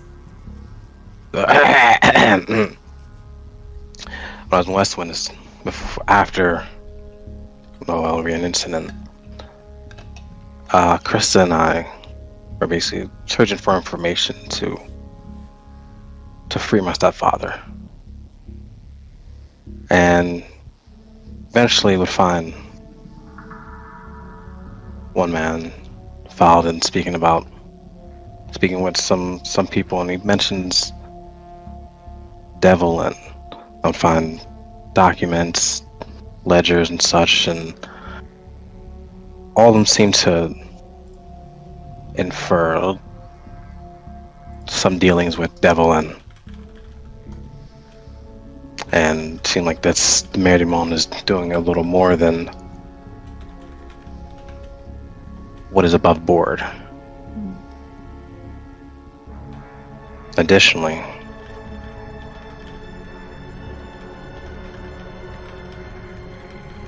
when I actually brought the ledgers back to my captain, instead of you would think would go to our justice system, I would be ambushed and by the by the very own captain, and where I was informed of stepfather actually being disposed of sometime before, and not even like even me leaving the first time, I wasn't somehow supposed to come back. And that's when I guess the last exile from Westwind occurred.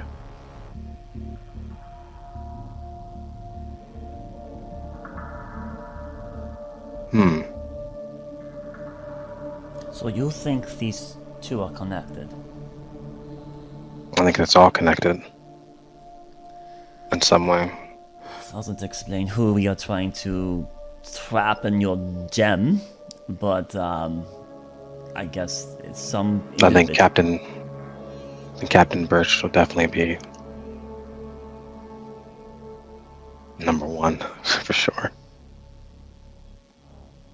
Not the individual of the Maire du Monde. I didn't say he wasn't, but Captain Birch would be the most immediate. Are you? How will you know it's the right person?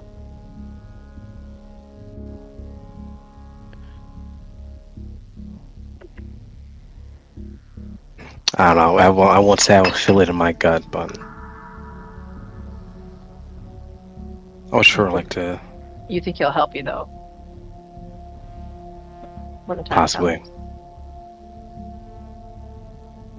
But I would rather not rely on that at the same time either. So since we were going back regardless, I wanted to do a little bit more digging.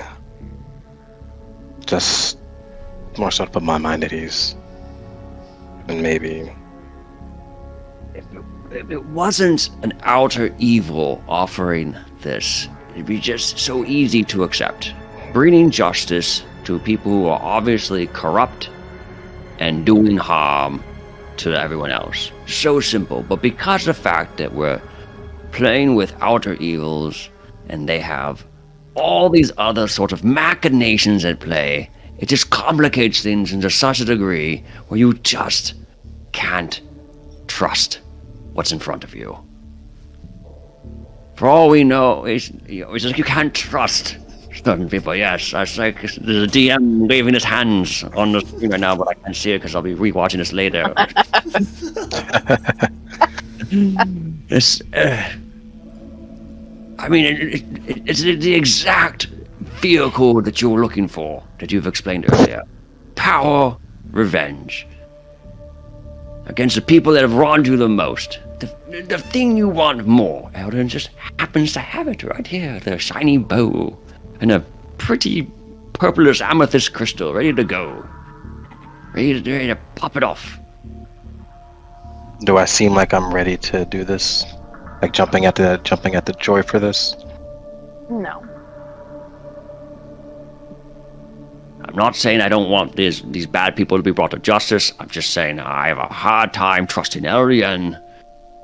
For all we know, these people are working with other powerful deities or something. I should say deities, devils or other things they were contracted with, and that those souls are also braided or something. And then by claiming them, they also Elrian gets more power, more fuel than what we're really aware of. It's not one soul of a bad human or something. It's one soul of an elder god or something, being dragged along with it. And then suddenly Elrian is not just equal power to Calathep. Now Elrian's like the Cerberus creature with like Calathep and like hostas coming out the sides of his head or something, The torrential dream, would you remember the Baldric, I hear your concern. Nobody says that we're trusting 100%. The crystal! You've made your choice, it seems to me. Well, I think the only choice he's made so far is he wants to try to save billions of people. Instead of... Just like Calathep is threatening billions of people, Elrian can also threaten billions of people as well. Don't forget that he is also a very powerful entity that does not always have our interest at heart. Maybe in this very split moment, it'd be very convenient for us to not all be obliterated by Calathep, but at the same time, Elrian is not always working on our side either. Maybe not being obliterated, but being insane, or working in some sort of mass library for the rest of existence, making tomes for him. Who knows what Elrian wants with all this knowledge? Okay, that is true. I'm not denying that. But would you rather? Nina hates warlocks. This is the exact complications that warlocks bring. Oh, Eleanor, guide us, please. Eleanor. Would you rather deal with something that'd rather have knowledge as opposed to want to destroy everything?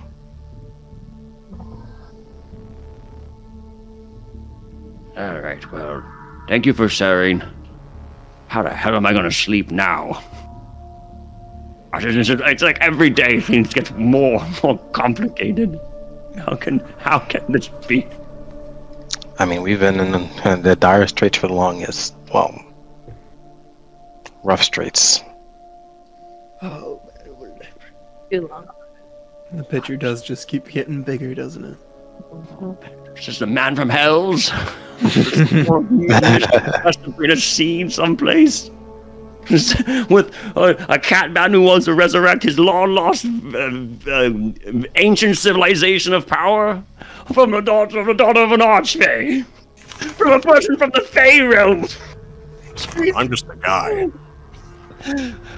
The only person that's normal here is Thorak and me, but even then, Thorak's got some sort of thing with the I think I'm kind of normal. fighting the gods or something. How could I be the only one that's normal? Maybe you're I'm decently. Yeah, maybe you're not. not. Are you insulting me? No. However you like to take it. Yes. I'm kidding. Never. We would never insult you. Well, the way I see it, Roderick is fighting. Well, I suppose all of us are fighting an outer evil, and you are fighting an inner evil called Wormsworth. So you're just as special. There you go. You want to kill him, though? I think I've mentioned this before. I don't really want to obliterate his soul. I wouldn't put his soul into a gem and give it to an elder god. Why not? Why not? You wouldn't sacrifice him? All right. Well, is there any more things we want to hash out before we sleep? I mean, it's gonna be hard to sleep, but we still need to do it. I'm very spent. I nearly got suffocated by a book. Oh yeah, that's true. Been a while since we talked about it, but we still don't really have a plan for when we reach the city about how we're gonna solve the plague here. What's our first step?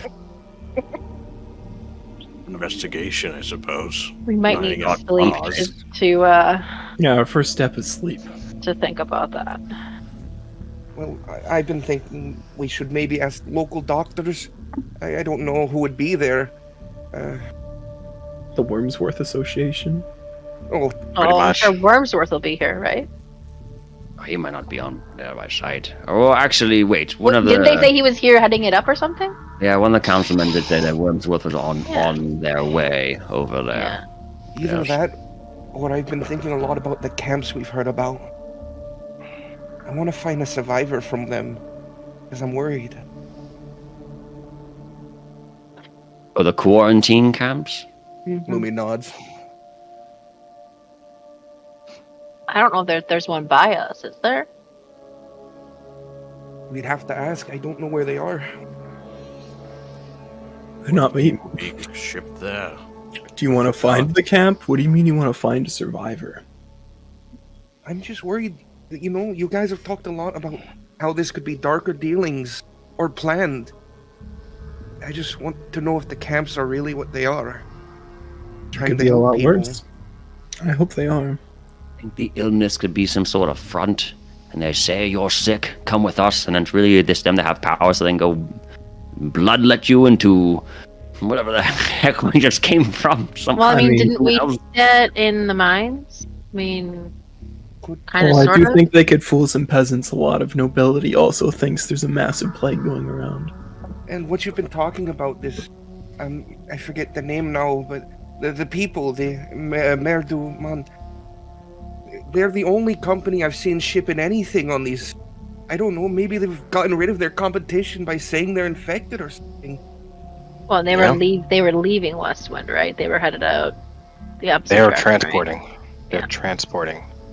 That's do. Maybe it's connected. Maybe it's not. Wasn't your mother's sinking suspicion, Evelyn, that there's something related to the Hungarian on this one? Possibly, yeah. And the fact if that that's the case, we then- ran into the Right. Tantuntina in her letter. She was starting to act again over in Piper, but she was sending letters out to the western states, Yep. to Ryza and to Jesseline, with the And name. she was using soul gems to. Do you They think were- we should find They Ryza were and working on Jesseline? their own ties or some sort of machinations, and she was calling them over. Right. So they're out here someplace. Out in the You could always interrogate a hag or two. Oh, is it? No, there's hags here? It's so easy, is it, Doma? No, Just find a hag. Nothing we ever Oh, do. are you I doing don't some know, new you things? don't- Tell us what those are. You don't find Oh, I'm hags. sorry. Has any part of this journey been easy? Why do you say it like it is? That's another to thing be to add to my fair. list then. Punch a hag. Punch a Yeah, hag. punch a hag, yeah. Wait, I've already done that actually. I was about to say, yeah, you've I already think you done already that. did that. I almost died actually. You can punch another one. Baltic, did you save me? Well, from the demon dog, not from the hag. Oh, yes, yes. The demon dog. Murder Yeah, dog. devil Reminds dog. me of the Volscrap, but smaller. Well, I'm gonna get to sleep, but we really do need to think about how we're going to approach this. I think we have to get information. Yep. I'm just worried that walking in blind will allow those who can see to lead us down darker paths. I'm hoping we found some sort of clue that points towards the demonic Right. hallowed harvest Something. cult. And then that. Yeah. I'm hoping that could be the resolution. Taking care of these witches and the coven could really maybe be the end of it.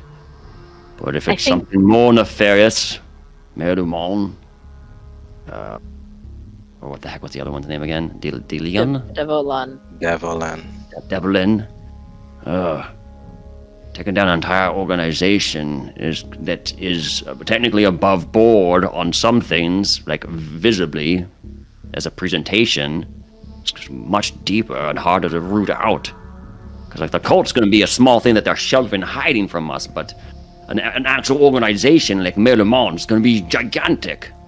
And have to go through all of it. I mean, who knows? Maybe it's a front for our cult. Perhaps we should go directly to the source then, see if they have a base of operations in the city. Directly to They Mère do. du Monde? Well, Only unless shrugs. you're shipping something. I don't know. Mère If du that, Monde's working with Wormsworth's association. well, who else is Maybe. probably shipping in medicine They were shipping things out though. or in shipping containers. out bodies? They're going eastward. I think we'll sleep. I think we need to sleep, and then we can plan. So, Plan what? requires. Next time we come across the Mère du Monde caravan, do we need to get in there and take a look? We missed our chance last time. We will start a fight if we do that, though. We'll have to think they start were- they fights. were- We have people that are stealthy and forget there's some invisibility. Helps quite a bit. They were moving I at don't know speed, about weren't you, they? but I'm going to be probably pretty tired for a couple of days. Oh, Right.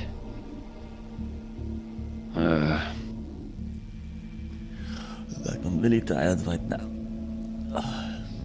all right. Sleep. Everyone needs sleep. Yep. Yeah. Just as a heads up, I may try to change my appearance when we get in the West Wind just a little bit. Are you gonna shave? He No. already Do was we all shaved. need to change our appearance? Because, some of us are a little bit more outlandish than others. I mean, and he looks over to Doma. I'm not cutting off my horns. I think you guys should be fine. I'm just precautions, so I'm not super it's easily recognized. I don't really have any that sort of magic or capabilities. I can turn you That's okay. invisible for an hour. It's okay. He casts disguise self on himself. Make himself look 7 foot tall. No, I'm kidding. Disguise A big self. man.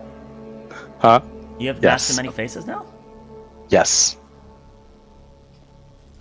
Oh, he's gonna double check. Yeah. Oh, he's looking. He's looking. Hold on a second. I don't remember you having that invocation. Yeah, I sorry. mean, he's never really had to use it. Changed Yeah, it on the I would last The last one. The level 11 Last up. level up. Okay. Yep. I mean, He knew it was coming. He's like, I'm heading back to Westwind soon. Time to Yep. get the mask of many faces. you have it. Yep. Holy crap! Yeah. Just have never used it. Okay. I just Dang, got that's it, a so really you good don't time need to have use it. it. Holy crap! That was a very good level up. Clutch. Are you gonna, Course, are you level gonna up. ask Evelyn what her Also having this preference lead is as and- well. So, Are I you, gonna, mean, are you gonna ask Evelyn what her preference is and try to match it? that's a great option. Great question. Great thing. Evelyn, what would you prefer? Please, Oh, let me go no, to bed. that won't work. Yeah, I'm I'll going just to bed. recognize you I think then. we need to sleep. I'll let you know tomorrow. You also know Okay. it's only it doesn't actually physically change you. It just makes your appearance appear different. But Oh. you're physically, You you're can look actually however she wants for a period of time. No, Evelyn, you were supposed to say I like you how you are. Oh, you missed Maybe, it. maybe she wants a dimpled chin or something. I do like him how he is, but I know he has to change himself, so you know. I've never So seen this his is your face. chance So to really get creative. What is your And preference? before we reuse the old Doma illusion art that Relina gave, turn into the he blonde makes a man. second appearance in the campaign. Oh gosh. Do you still have the art for him? I do. I actually God, still I would have it. die. Yes, I do. I don't have it I on can't a even token, remember but what I it looked could. like besides it was blonde. If and, you like, guys don't go to bed, I'm just gonna go to sleep and someone else has to do first watch. draped over a chair. Yeah, I'm going to bed. Doma goes to bed. All right, so you guys start going to sleep. That's the worth of a soul. I'm gonna It was sleep this right here. anymore. This is the old Doma art. The worth of a soul is what you do with it.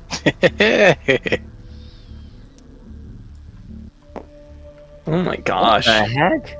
That's a flashback. That's what I know, right? Relina made Doma look like when she saved him. Yeah, Relina's got a type. Vampire. Anywho, Oh, so you guys go to That sleep. is not it, by the way. That's not what Evelyn. And so Not nights Evelyn's ahead, it type. might be difficult sleeping for a few of you. Definitely some of you have some turbulent dreams. And morning eventually comes. And you're all woken up to a foggy morning. That cold front has brought in a lot of moisture. And there's a fog here on the coast.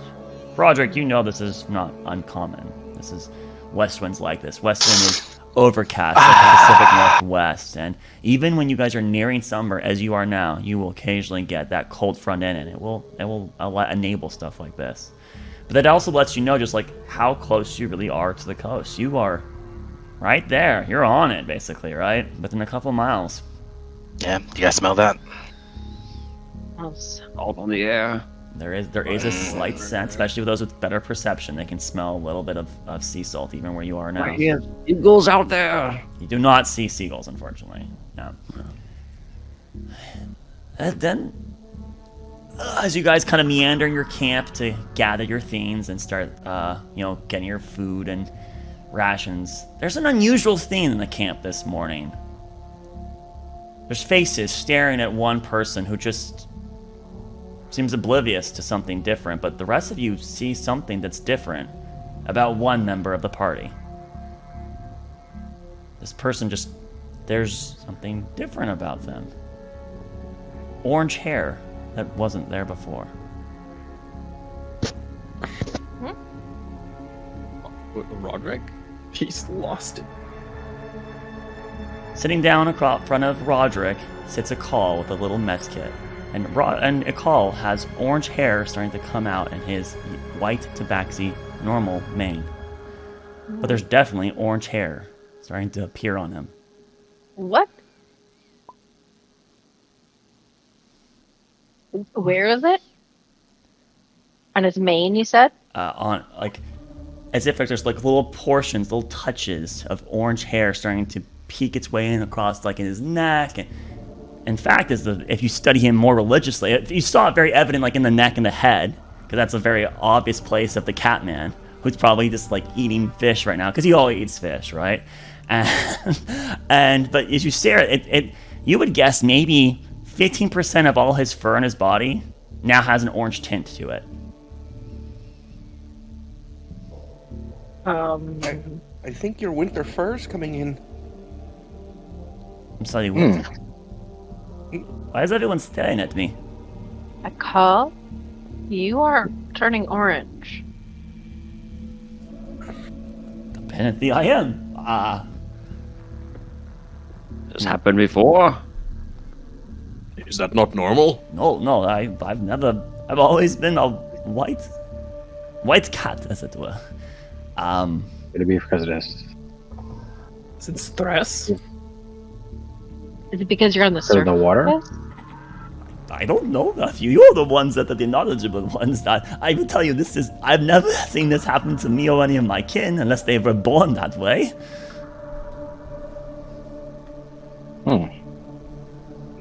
Detect magic? Oh, I also forgot to have everyone roll. Can I have everyone roll a con saving throw? I forgot. Oh.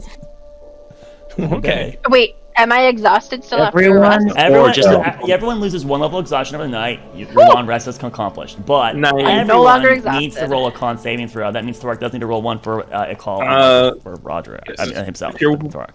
It's just the people that 10 ate the feet away fruit. from me, you get plus whatever. No, your aura cannot be applied to this, Doma. I think I've mentioned this No! before. Hey, bracelet of visions? So, Raise the bracelet? no. You can't. It's on cooldown, in fact, for you. You used it in the...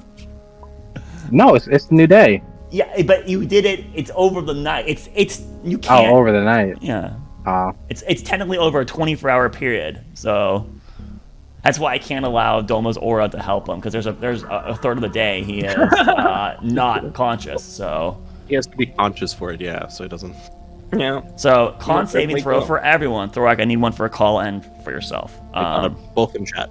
It's actually not 27. So it's more let's like just kind of 22. break down this real quick here. So I need to I get a mulligan? find the script. Right?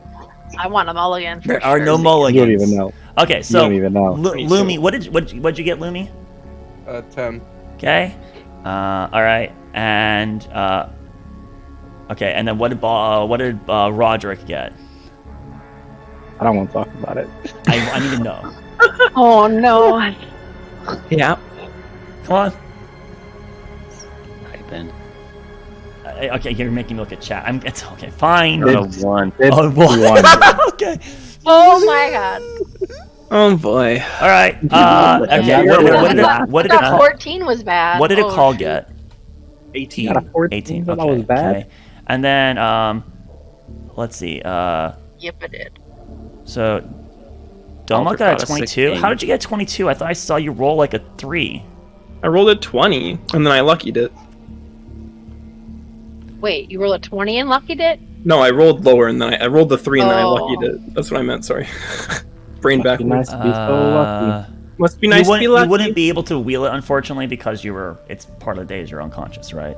Oh no, I was just announcing what my today thing is. I rolled I see. Okay. All right.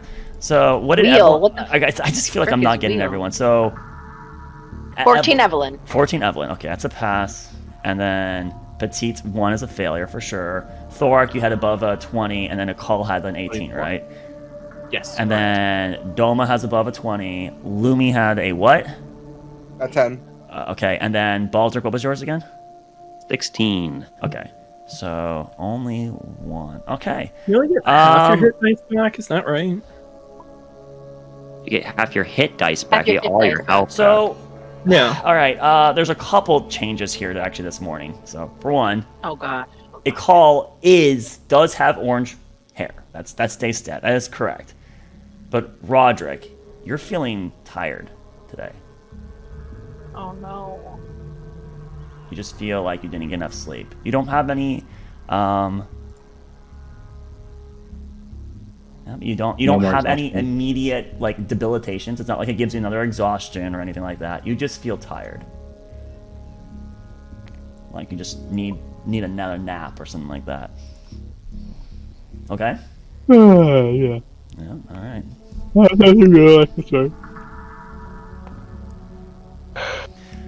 So yeah, back to the cat, man. I don't know what this is. So, Baldric, you're the medicine man. Would you happen to have an idea? I mean, like this is not normal. I guess I take it to do an investigation and an examination to take a look, I suppose. All right, you want to do a medicine check? Sure. All right, go ahead. Oof. 3 plus, was it a, what did I get, 11? 12. So that's 15. Physically, he seems fine. Nothing seems wrong with him. He just has orange hair. Some orange hair coming in. Just seems like your hair is orange. I don't see anything physically wrong with you.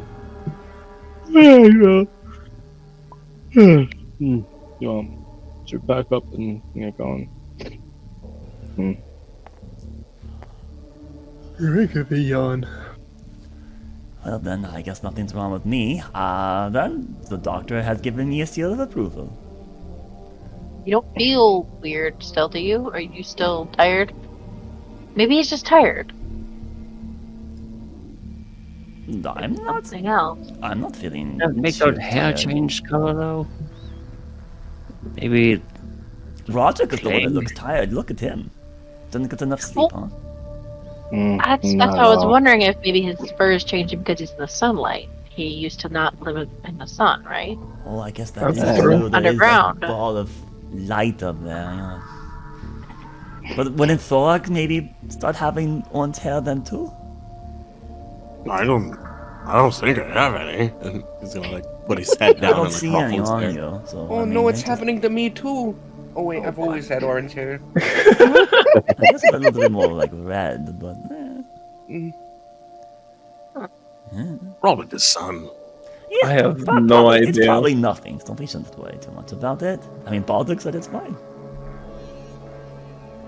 Well, Yeah. if Baldric said it, then yeah. It'd be real funny if you turned fully orange, like completely.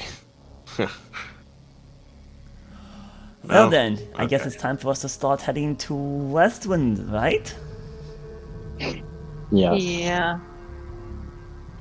Guys, get up. Head over to your mounts. So we need to investigate. Where should we start? I mean, I think I would start at the medical with medical people. But Now, there's something interesting about today's. You guys must have gotten to bed pretty late last night, because you're later in the morning when your rest went up. You didn't get up as early as you've been doing the last few days of travel. So it's a little bored. It's already like day's already been started, right? We're like 10 in the morning already when you guys are trying to hit get on your horses and start making your way back to the road.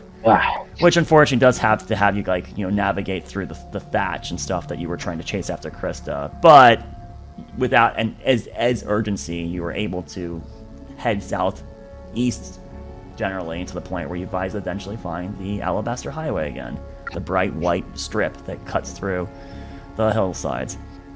The fog is present. It's not super thick. It's present. So you probably have like 300 feet visibility before it's like there's just so much cloud in the air that's kind of hard to see past that.